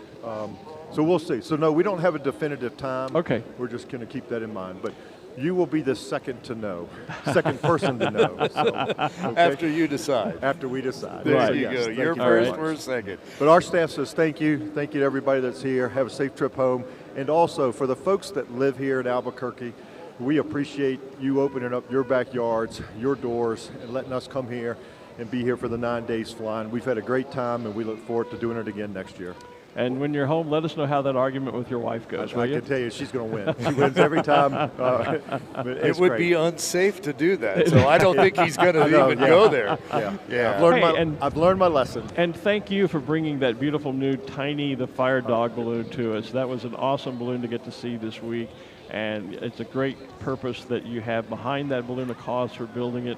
Thank you very much for doing that, Henry. Yeah, thank you. Thank you for recognizing that. It's an honor to be part of not only the public safety services, but also in ballooning and bringing those two together. Absolutely. And thank you for coming up and giving us and keeping us up on task and letting us tell everyone what is happening here and all of your staff. It's been great once again to work with you. Look forward to yet another great year next year. Our thanks to your staff for the great job you guys did, because you made our job very easy, because you talked about we were able to show all the vendors and everything that's going. It's the first time this week we've had time to do that because we've been talking about nothing but balloons all week. Yep. And those vendors are fantastic. It's amazing. So. Well, you and your staff did a great job. We appreciate it. Thank you. Yep, and it's not over. We're not saying goodbye. We're just saying I'm going back to work. You're going back to work, and we're going to get back to talking about the balloons that are starting to inflate. All right, thank you both. Thanks, Henry. Thanks to all your staff. We will be waiting for an update then as we move forward on the chances for getting balloons in flight today. There is, I believe that's Vampirella that we see inflating on the field and on the screen, that bright red balloon. If you're at the other end of the balloon as we are, at the south end, you can see the black horns. We're looking at the top, and the shot on the screen is from the south, because you can keep looking to the south, see the Balloon Museum behind us as well. Something else that you can do here after the Balloon Fiesta is over today, you can check out the Balloon Museum later this afternoon, and of course all week as well. So do check out the area, check out other things that are happening in the Albuquerque, New Mexico area.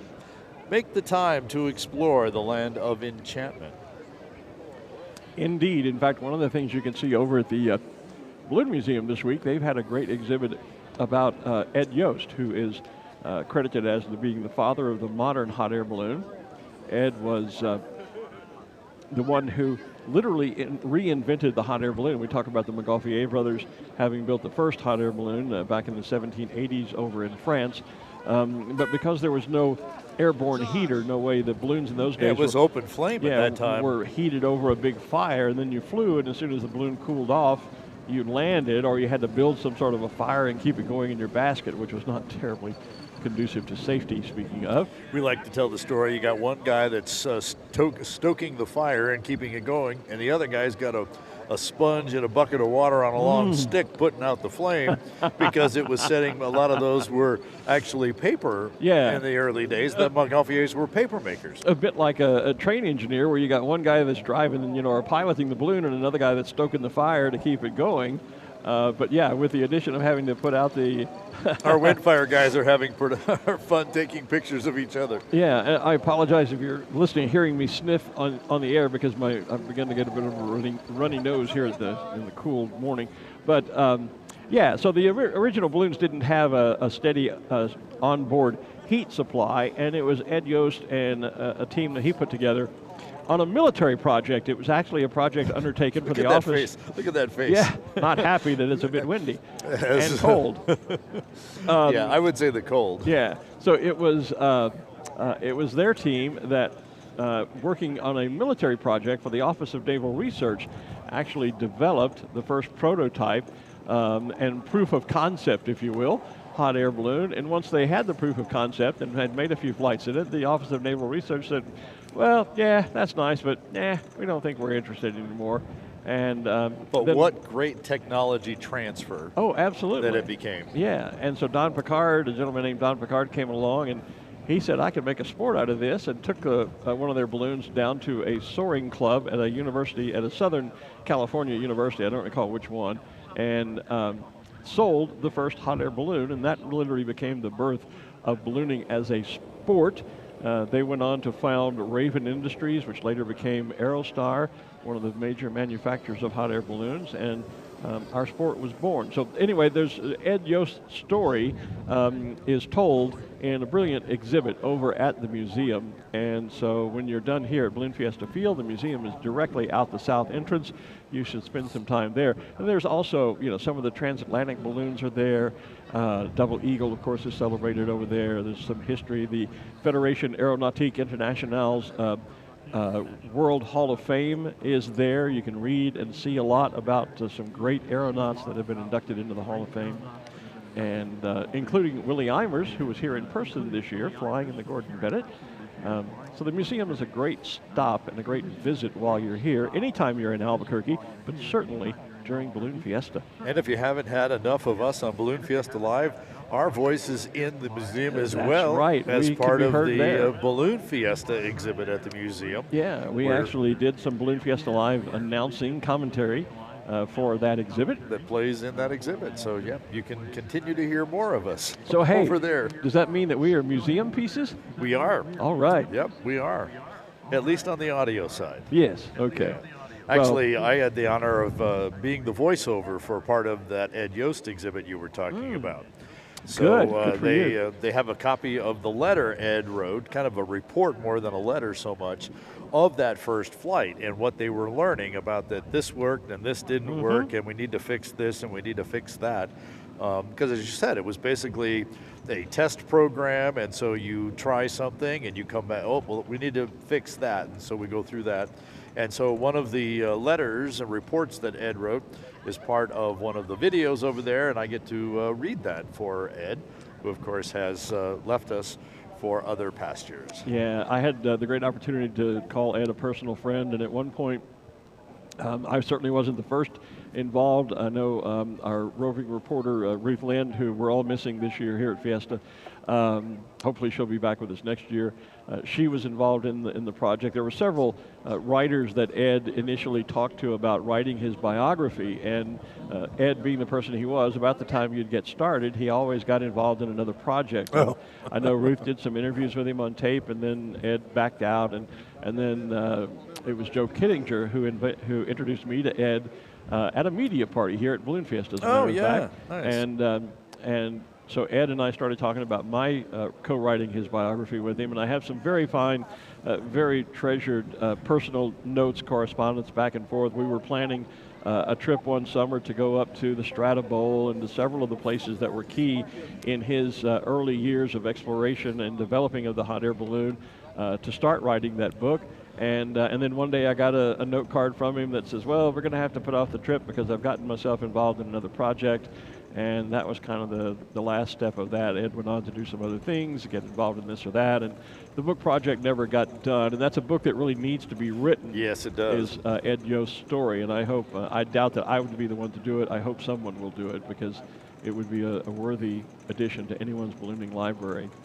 But Ed was a great guy. His son Greg has been here this week. I'm sorry we didn't get to say hello.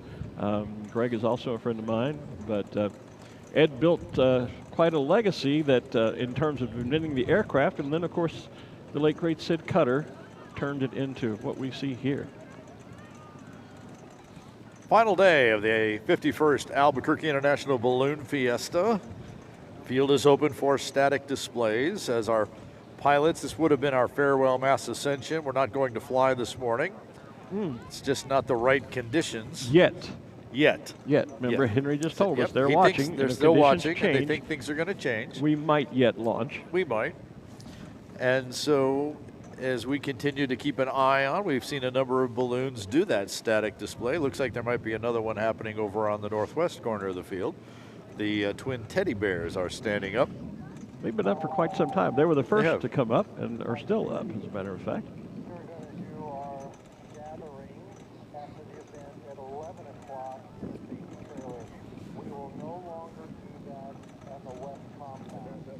So, just kind of listening in on yeah, our listening radio in on some about radio communication about post-Fiesta plans, wrap-up plans. So again, we've talked about a number of the vendors, about 80 different tents over there on the east side of the field. 40 of them are food or thereabouts, and another 40 are other fabulous things.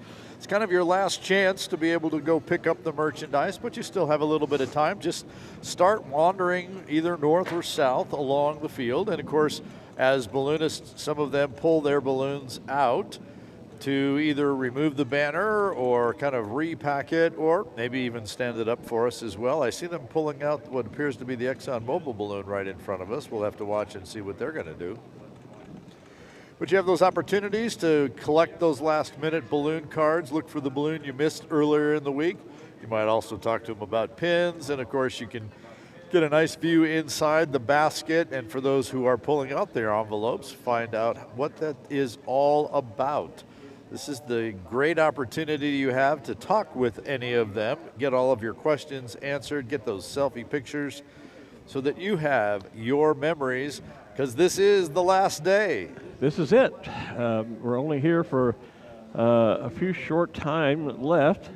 We don't know exactly what that time will be, as you heard Henry say, but we'll get the word eventually when they say, okay, that's it, we're done, turn out the lights. Party's over. Time to tear it down and get ready for 2024. Yep. But we're not quite there yet. Not quite there yet, but we're working our way there. Now's a great time because there are so many pilots on the field, and they're not really busy this morning. If you haven't picked up or begun even your trading card collection, you can do that if you just wander from truck to truck and say, hey, you guys got any trading cards? And if they do, they're happy to give them to you. Many of them were provided by Fiesta to the pilots for that very purpose. And they make great souvenirs, especially if you have kids in your family. They would enjoy that. So it looks like the ExxonMobil folks are just kind of like repacking the balloon. That actually wasn't the balloon, it was just a tarp. Was that just the tarp? That was just a tarp, yeah. Oh, okay. I was wondering if that's what you were, I was looking to see what you were talking about. because I had already noticed there was a team down there, but that was just a flat tarp. It wasn't actually a balloon envelope. Oh, got it. So they're just, but it had the same colors. It was the same I didn't colors. Notice that they yes, made indeed. Yes. Yeah. But it's only because I had seen it earlier when it was stretched out as a flat tarp, and so that's how I see. knew that's what it was. I see. It wasn't a balloon envelope. Well, they did pack it up much quicker, which tells you how much lighter the tarp is. Yes. Well, than and the balloon itself. They gave the envelope. They gave the bag that it packs into, which looks like a little balloon envelope bag. They gave it a nice couple of shakes to. I'd probably shake out maybe some sand and dirt and grit and whatnot. Oh, that's what it was. So Probably, they're yeah. probably just repacking the tarp for future use, I'm sure. Yep. It's amazing how much stuff your tarp picks up, whether you're on dirt or grass, et cetera. So Yep. every so often you get to do that. And doing it right here on Balloon Fiesta Park is the place to do it, because it is at least grass as opposed to dirt. We Yeah. fly a lot in the dirt here in Albuquerque. Yes. In fact, when I first started flying at Fiesta, when we were flying off of a dirt field, we didn't have this beautiful grass park to fly from. And my first balloon was yellow with purple, red, pink, and orange in it. And at some point, after I had flown at Fiesta for 2 or 3 years, we took it out one day to a city park, a grass park in Sacramento, California, where I was living at the time. Cold inflated it, and then got some buckets of water and some towels, and we would dampen the towels and go in and literally wash out the inside of the balloon. And when we were done, we could have made mud pies. There was so much dirt. Because your inflator fan blows all that dirt, no matter how careful you are. The inflator fan picks it up and just blows all that dirt in the envelope. And the fabric is it's a nylon, and so it has a natural tenacity to hold on to things. And so the dirt just sort of gets embedded. I think I've told this story before. I know I have, but I can remember back when I first got into the sport of ballooning, and you'd look to buy used balloons. And if there were a balloon from Albuquerque or possibly not from Albuquerque, some people would make a point of saying either never flown in Albuquerque or, only flown on grass in Albuquerque, which would be hard to do back at those days. Yeah. But they made a point of mentioning that, the balloon was not essentially, didn't have a fine coating of dust on it because of having flown so much here in Albuquerque, where at that time there was just a lot of dirt. I mean, we're in the high desert, folks, so, what do you expect? That's it. Hey, Thomas Linden wants to say hi to the Moo crew from an old crew chief that's now in Wisconsin, yet missing Albuquerque. So hi, Thomas. Do come back and see us sometime. Greetings from Sacramento, a bummer the wind. Yep, and they remember a final Sunday with the snow. I remember that, too, back in the mid to late 80s. Yes. On Sunday morning, we woke up and it was snowing. Snow. That's right. So. Yep. Hey, Lynn Janess says, hello from New England, New Hampshire. Been an incredible week. You guys really made it entertaining and educational. Thank you for that. Wyandotte, Oklahoma. Is that right? I don't know.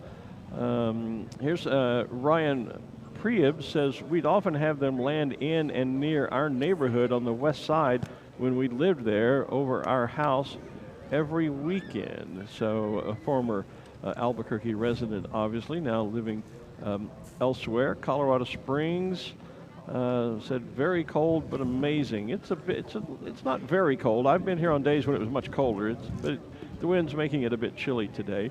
Good morning from Kansas City, Missouri. Yeah, it's not so much the temperature as it is what you would call the wind chill factor.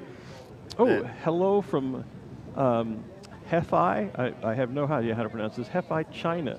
This year is incredible. Well, good morning to our friends in China. All right. Watching from the headwaters of the Mississippi River. Well, don't get your feet wet. Dina and Daisy says first time she's ever watched us and has thoroughly enjoyed it. Now she's planning to attend. That's what it's all about. Thank you for watching, Dina, and St. Paul, Minnesota.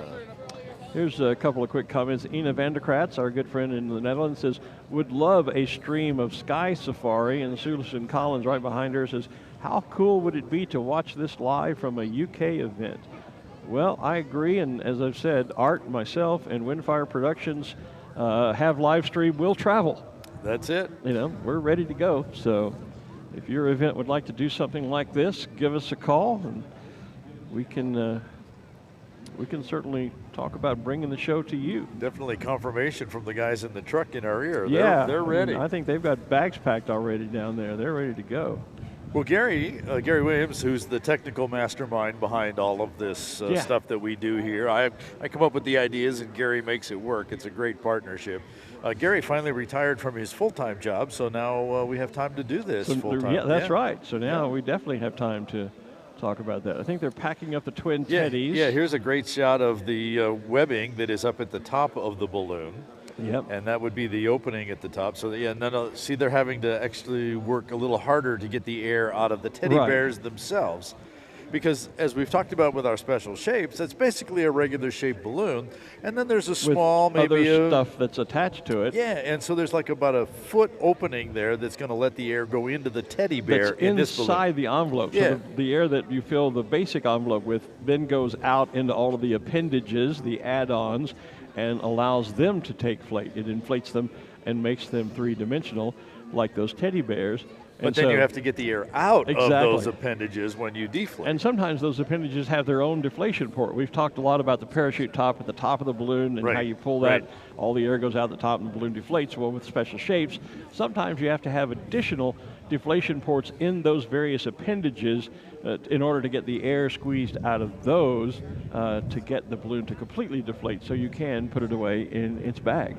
Many people will remember the Chicky Boom balloon, considered one of the first special shapes, at least here in Albuquerque. Yes. And it has the Carmen Miranda head, which of course has all those fruit. There's a couple bananas, there's about 12 different grapes, there's a pear or two, there's apples. Each one of those has at least one, if not two, deflation ports in it. So when you go to inflate that balloon, one, you have to make sure all of those are closed. And then as you're blowing the cold air into the balloon, you have to kind of wait for that cold air to work its way through those smaller inflation ports to fill that up. The bigger issue is then once you come down, you deflate the balloon, you have to get to every one of those pieces of fruit to open up the deflation port because the air is not going to go back into the big part of the balloon. The opening there is just not big enough for that to happen.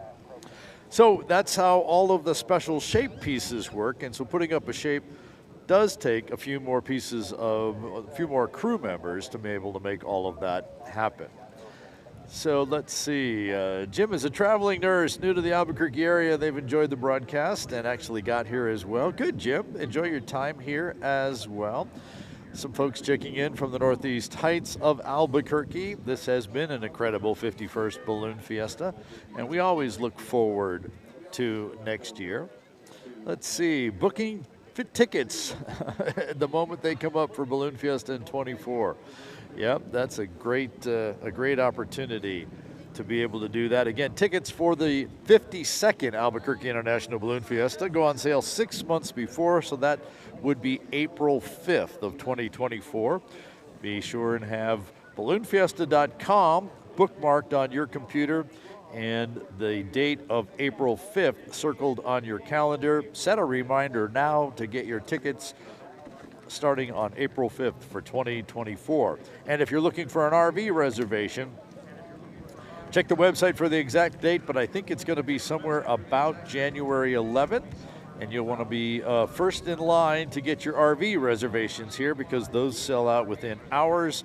And a couple of the lots, it does take a day or so, but if you don't get your RV reservations in very early, you won't be bringing your RV here to Balloon Fiesta Park. Again, RV reservations open up in January. Tickets for everything else, Gondola Club, Chasers, General Admission, Skybox, and even Music Fiesta, all go on sale 6 months before the event, which again will be April 5th.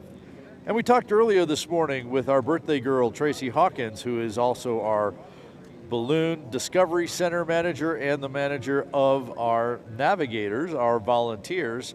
And so starting in February, you will be able to apply to be a navigator, a volunteer here, where you can be a major and integral part of putting on the world's premier ballooning event, which we know as the Albuquerque International Balloon Fiesta. Again, you can volunteer. We've got all kinds of things you can do, from working in our merchandise tents to setting up the field to becoming a launch director. There's just all kinds of different things that you can do performing an education task up at the Balloon Discovery Center, working our propane, working as greeters, working as ambassadors, working as people who give tours. If you had a task that you would be interested in doing, we probably have a place for you to do it here at the Albuquerque International Balloon Fiesta as a navigator, otherwise known as volunteers. Our navigators, we thank them very much for their work.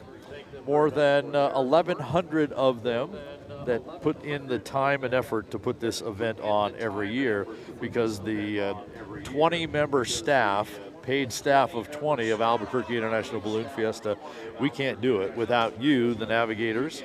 And we do it all for those of you who are watching and for our attending, and we thank you for that as well. Let's see, Texas is in the house here as well. Still some conversations online here about why are we not flying. The winds on the ground are just not the right conditions to make that flight, and a couple hundred feet, they're definitely not the right conditions to be flying today. So we have opened the field for static displays at pilot discretion, meaning that if a pilot wanted to stand their balloon up and do a static display, they are welcome to do that and encouraged to do that. Some of our pilots have done that. Others are kind of taking a nice, easy morning to kind of get ready for the long trip home and kind of reminisce on what a great week we have had.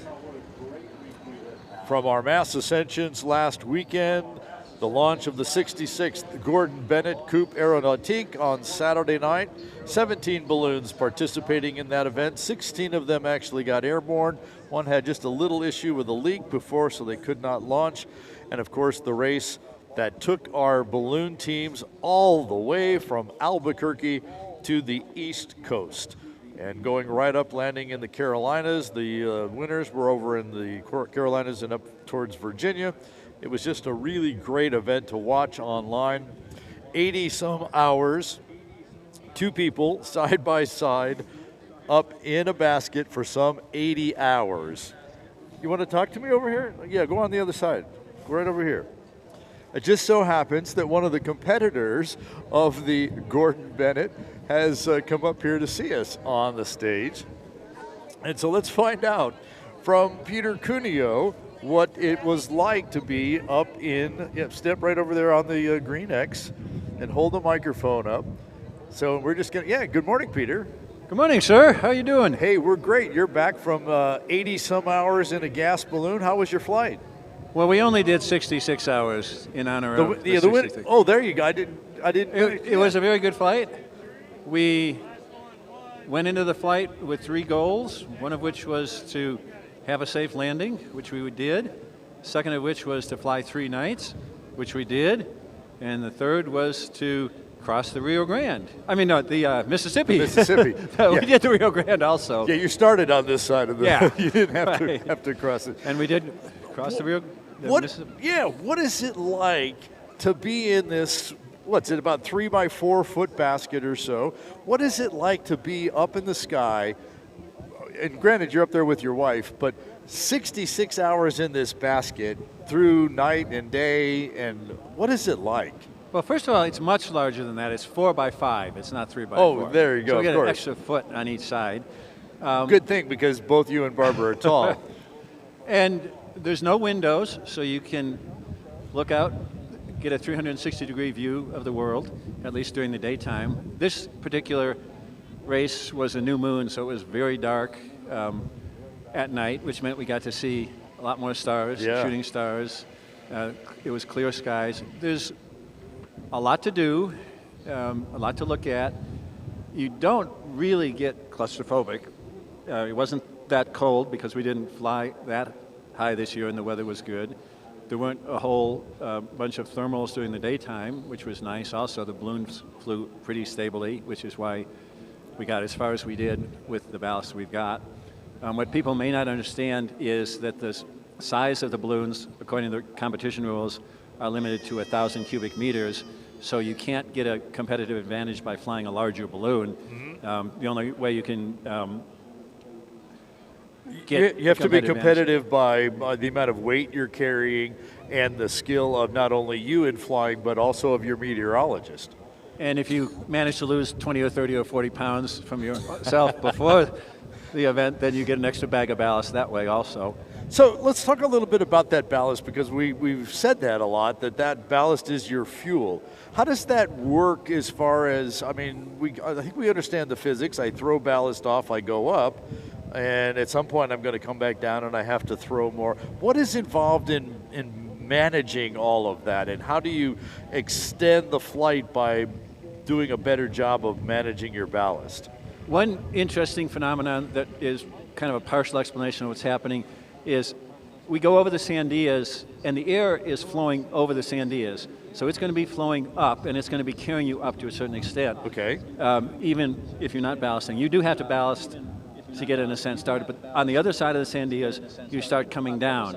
And an inexperienced gas balloonist might be scared by the fact that you're starting to come down. But if you're staying in the airflow that is coming down that mountain, you're not really falling. What you're doing is you're just staying in the airflow. So you're still kind of at equilibrium, if you will. You're just, as the air moves down, you move down with it, or up, depending on what side you're on. So the key there is not to ballast, to stay in the natural airflow, and you will level out when the ground levels out also. If you use ballast at that point, then it's wasted ballast. That's just an example. Did you land with a lot of ballast left after 66 hours? We had 7 bags going into our landings. We kind of didn't do the best first attempt at a landing, so by the time we actually got the balloon down in a really nice green grassy field, I think we had 3 bags of ballast left. Landowners, were they there for you? Well, this was a landfill that had been decommissioned. Okay. And our first clue as we were coming in is there were a whole bunch of white pipes sticking up out of the ground. Aha. No, we had an escort of 3 Troy, Alabama police cruisers following us, yelling up at us, where are you going to land? Are you okay? And we said, we'll let you know as soon as we get back on the ground.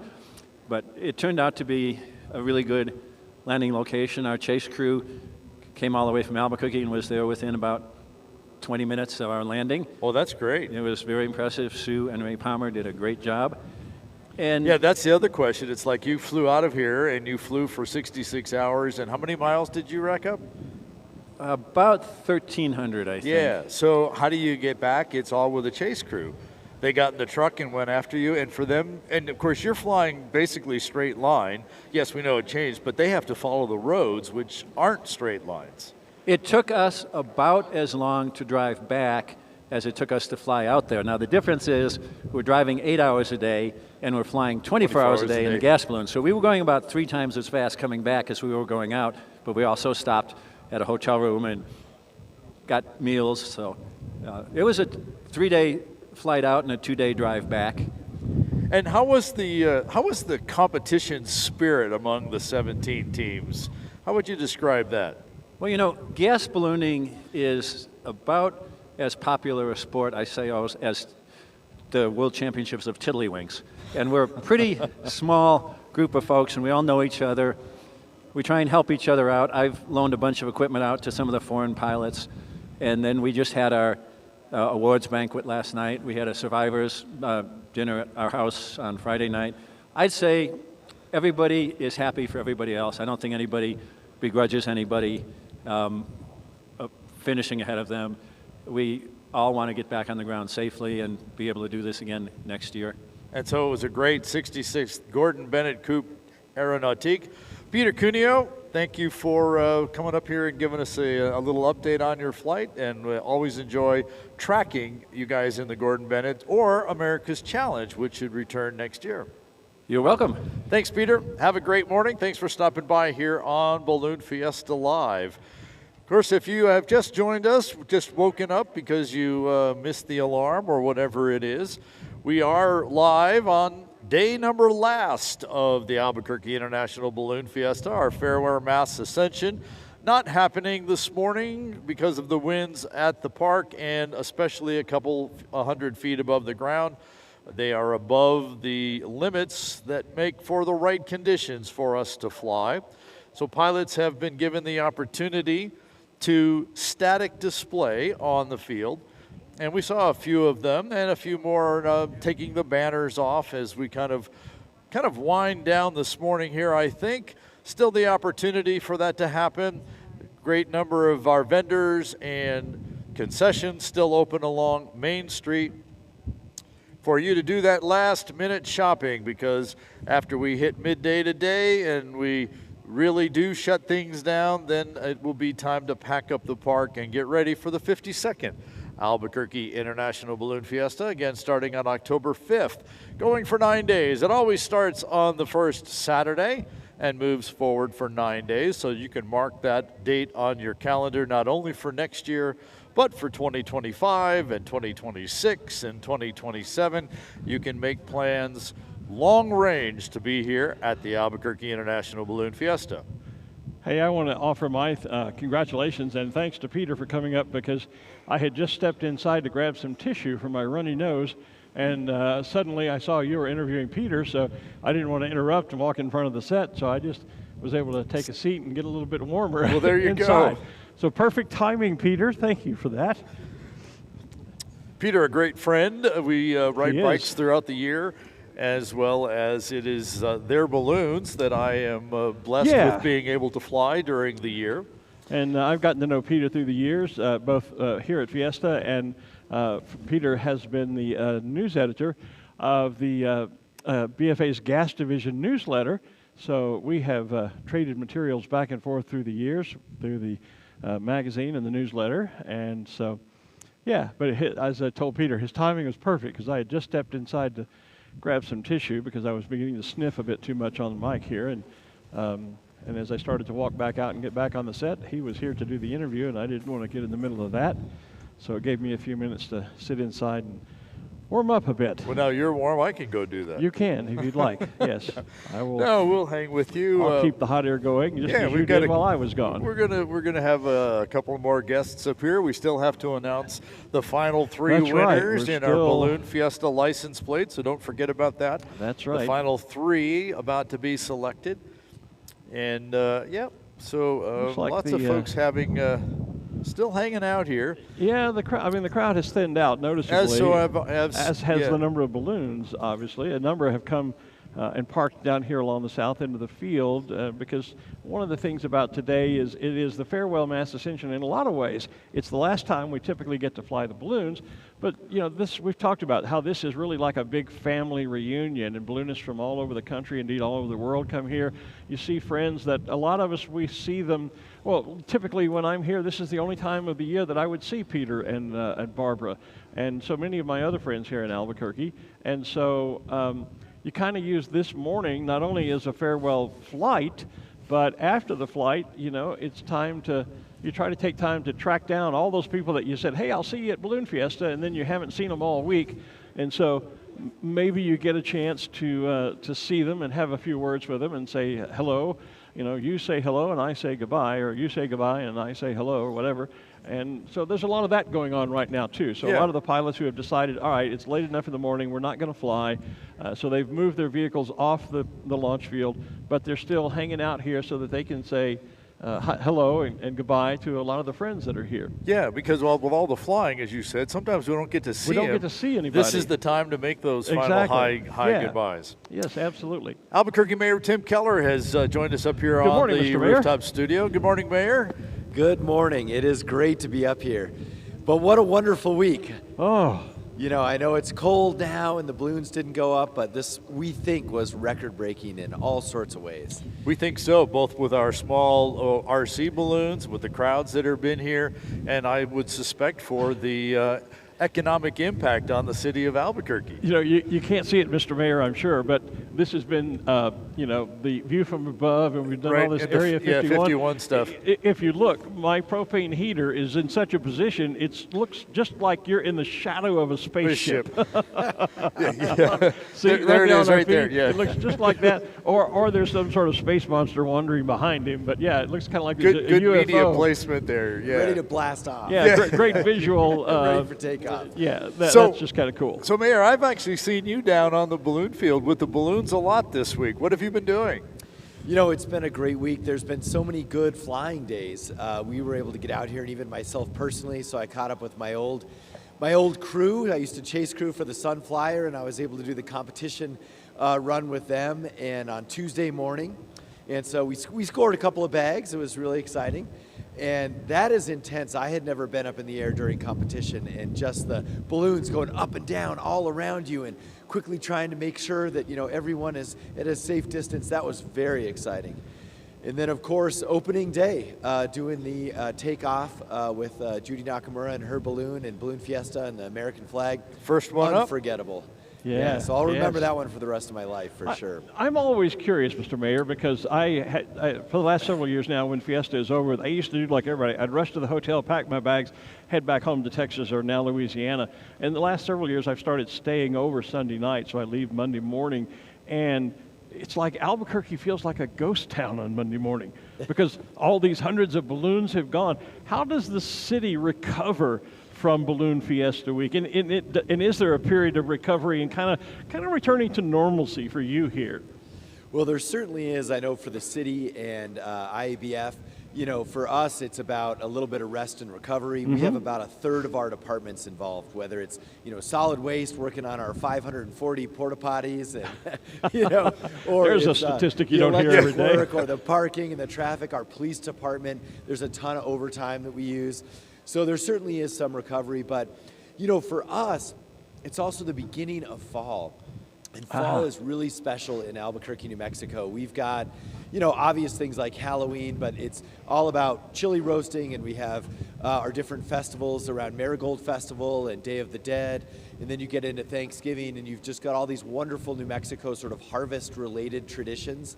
And so for us, we go into a more of a traditional calendar that's about family and about reconnecting with folks that you haven't seen, and also kind of hunkering down because it gets cold. Yeah. And so for us, it's a special time of year, and it really kind of begins really when it gets cold during Balloon Fiesta. So today's kind of our first day of fall.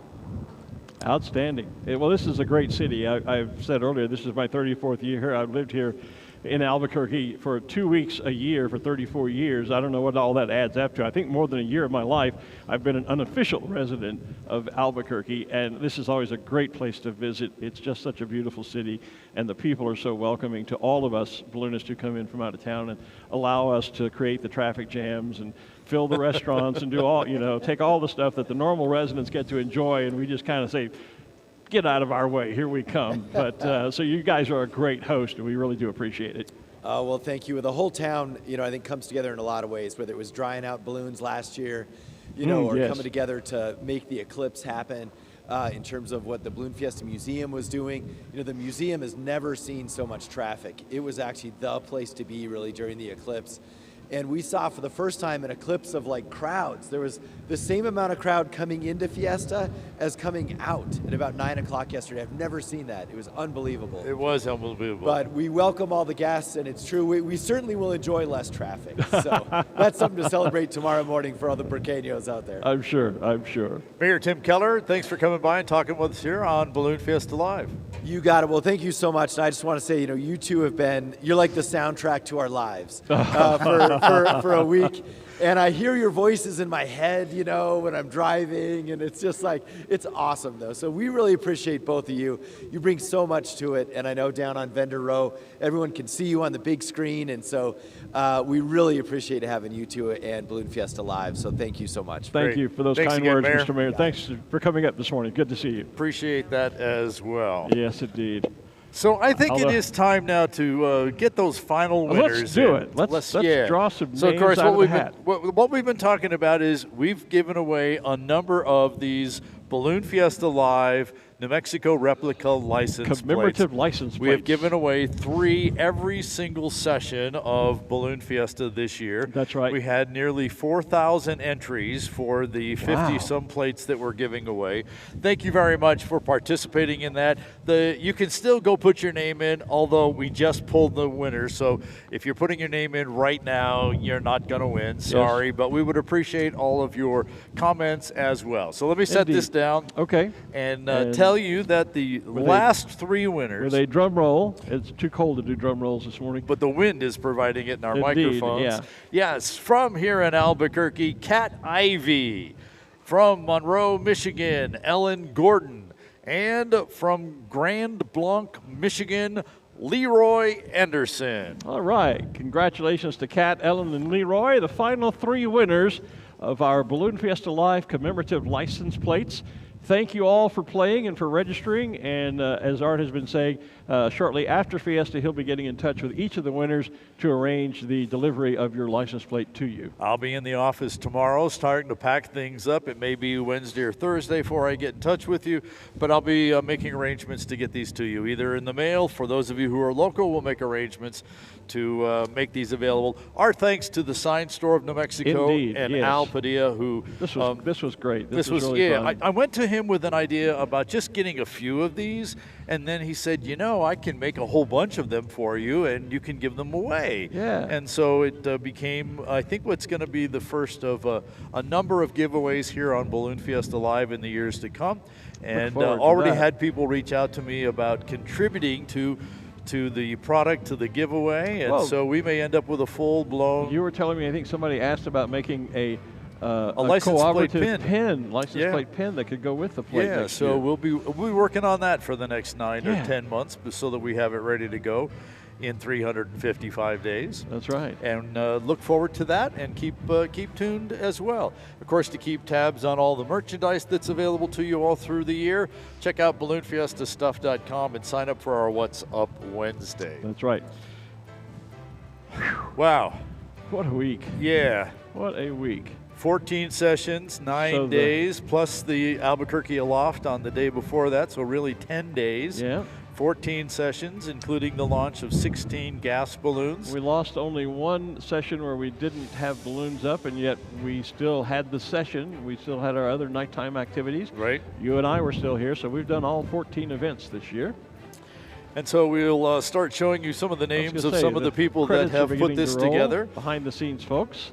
And so thank you for all of your attention and great comments and interaction on our chats, both on Facebook and on YouTube. It has been yet another great year. I've been trying to keep track of the number of views, and I think definitely they continue to increase. And of course, remember that not only this year, but all 7 years of Balloon Fiesta Live videos are on the balloonfiesta.com webpage. And so you can go back and watch any of these. As the mayor said, we're in his head, and voices in his head all the time. I was going to say, if you and I are the soundtrack that the mayor hears, I'd be tuning in a different station every once in a while, I think. But very kind words from the mayor, and it was good to see him this morning. Yes, and so we appreciate all of you interacting with us, keeping us on the straight and narrow, giving us the facts and figures that we don't know anything about. Our audience has just helped us to assimilate right on through the week. That was one of the words during the week that I couldn't come up with. And our crack audience, they're really sharp and right there with us whenever, as I've said a couple times this week, they correct us whenever we're wrong and sometimes even when we're right. But we appreciate all of those comments all the time. So we've had some great commentary from our audience. And so thank all of you for tuning in and joining us on Balloon Fiesta Live. You're a part of our family, and even if you can't be here at Balloon Fiesta, you do make the event so very, very special for us. It has been a great week, and we've had some probably record number amount of propane we've used with all the flights as well. All the flights this year. Somebody asked a couple of days ago about how much propane. I think the number I have out in a PowerPoint presentation or keynote presentation that people use that that's another one of those tasks I do. I have the template. I'm telling you, you got to learn to say no. I know. I have this template of all the facts and figures about Balloon Fiesta and how it all works, and I update that every year, and then members of our board of directors and other folks take that presentation out to the many different groups that actually come in town. And I think the number I have in there is somewhere around 100,000 gallons of propane that we burn through with our 550 some balloons. Yeah. And so, there has definitely been a lot of propane, not to mention all the propane that is in our heaters that are around the places. Right. And we're getting to the end of that propane as well. Here's an interesting comment. Cassandra Trevino in our Facebook group says, is there a handy way to find all the balloon names in addition to the app? I like to post photos with the names as well. Let me finish this as well, if possible. Well, one of the ways you could do that, if you haven't, I'm not sure if you guys will have those on balloonfiestastuff.com, but pick up one of the official Fiesta programs. They are there. They are there? The programs are there with names and pictures. And yeah, there's always a few that don't get pictures in time, and so they're not pictured, but the great majority of each balloon here will be posted with a photograph, the name of the balloon, and the name of the pilot. And there is actually a listing of all the pilots and their launch sites, balloon names, right, on Balloon Fiesta. On balloonfiesta.com. Yeah. And the special shape pilots do have the pictures of the special shape ones. That's right. Again, all that's on balloonfiesta.com. So that's the official Fiesta program. I've got a collection of them dating back for all the years that I've been here. I don't know what I'm going to do with them, but at some point I'll do something. But it makes a great reference too. In my case, as a journalist, I sometimes need to refer back to what happened some years ago at Fiesta, and the festival programs, the Fiesta programs, help me do that. And all of the prior years' programs are actually online as well. Oh, I didn't know that. So one of the things that I've been trying to do over the last 8 years or so is try and gather up all that history that has taken place and actually put it in a place where it is now visible and collectible. So bumper stickers, calendars, programs, posters, pins, all of that available for your viewing, whether you're looking to archive it or just kind of review it and see what happened when, or maybe you even want to verify the legitimacy of a pin or something along the lines to see if it's an official pin or not. Okay. All of that is on balloonfiesta.com. We've said that over and over again. All you have to do is go to merchandise and the collector's corner, and all of that is listed for you with pictures for all that stuff. I didn't realize that resource was there. I'll have to check that out. We're working on one for the who's who of AIBF, Albuquerque International Balloon Fiesta, with the names of who has done what over the years. Okay. And so we're working on that, and I hope that somewhere in the next few months we'll have that online as well. Outstanding. Well, Mr. Glenn, I think it's time for us to wrap up number 51. Buddy, it's been a pleasure as always. I can't thank you enough for what you do to make this show happen. Art is the executive producer. Too many times I'm given, just because of my longevity, I'm given far too much credit for what goes on up here. It's really this guy that makes it all happen. And it was Balloon Fiesta Live was your idea. Yes, it was. And from the very beginning, and you've taken it along with Gary and Windfire Productions and turned it into what it is today. And I'm just so happy to be a part of it. And always great fun to work with you, whether it's here in Albuquerque or some of the other times when our paths cross. Well, maybe we'll get this show on the road this year and start showing up at balloon rallies all around the world. We both have our bags packed, and Windfire Productions is ready to go with us. So if you're interested out there, we're a tag team, and we can make your event grow and present it to people around the world on a live stream as well. So, get in touch. Thanks to all of you for watching and supporting us all along. An extra thanks to our Windfire Productions folks, and of course the production assistants that have worked behind the scenes PAs to keep us working. I mean, they've taken care of me all week long, and I appreciate Greg that. and Orly and my wife Bobby, we appreciate their help and support. So are we going to wrap up Let's do it. The prayer? We do it. The Balloonist prayer said at the end of every successful flight, at the end of flight, and we do it here on Balloon Fiesta Live as well. So if you know it, say it with us. It goes like this. May the winds welcome you with softness. The sun bless you with its warm hands. May you fly so high and so well that God joins you in your laughter and sets you gently back into the loving arms of Mother Earth. Thanks again. We'll see you next year. Goodbye, everybody.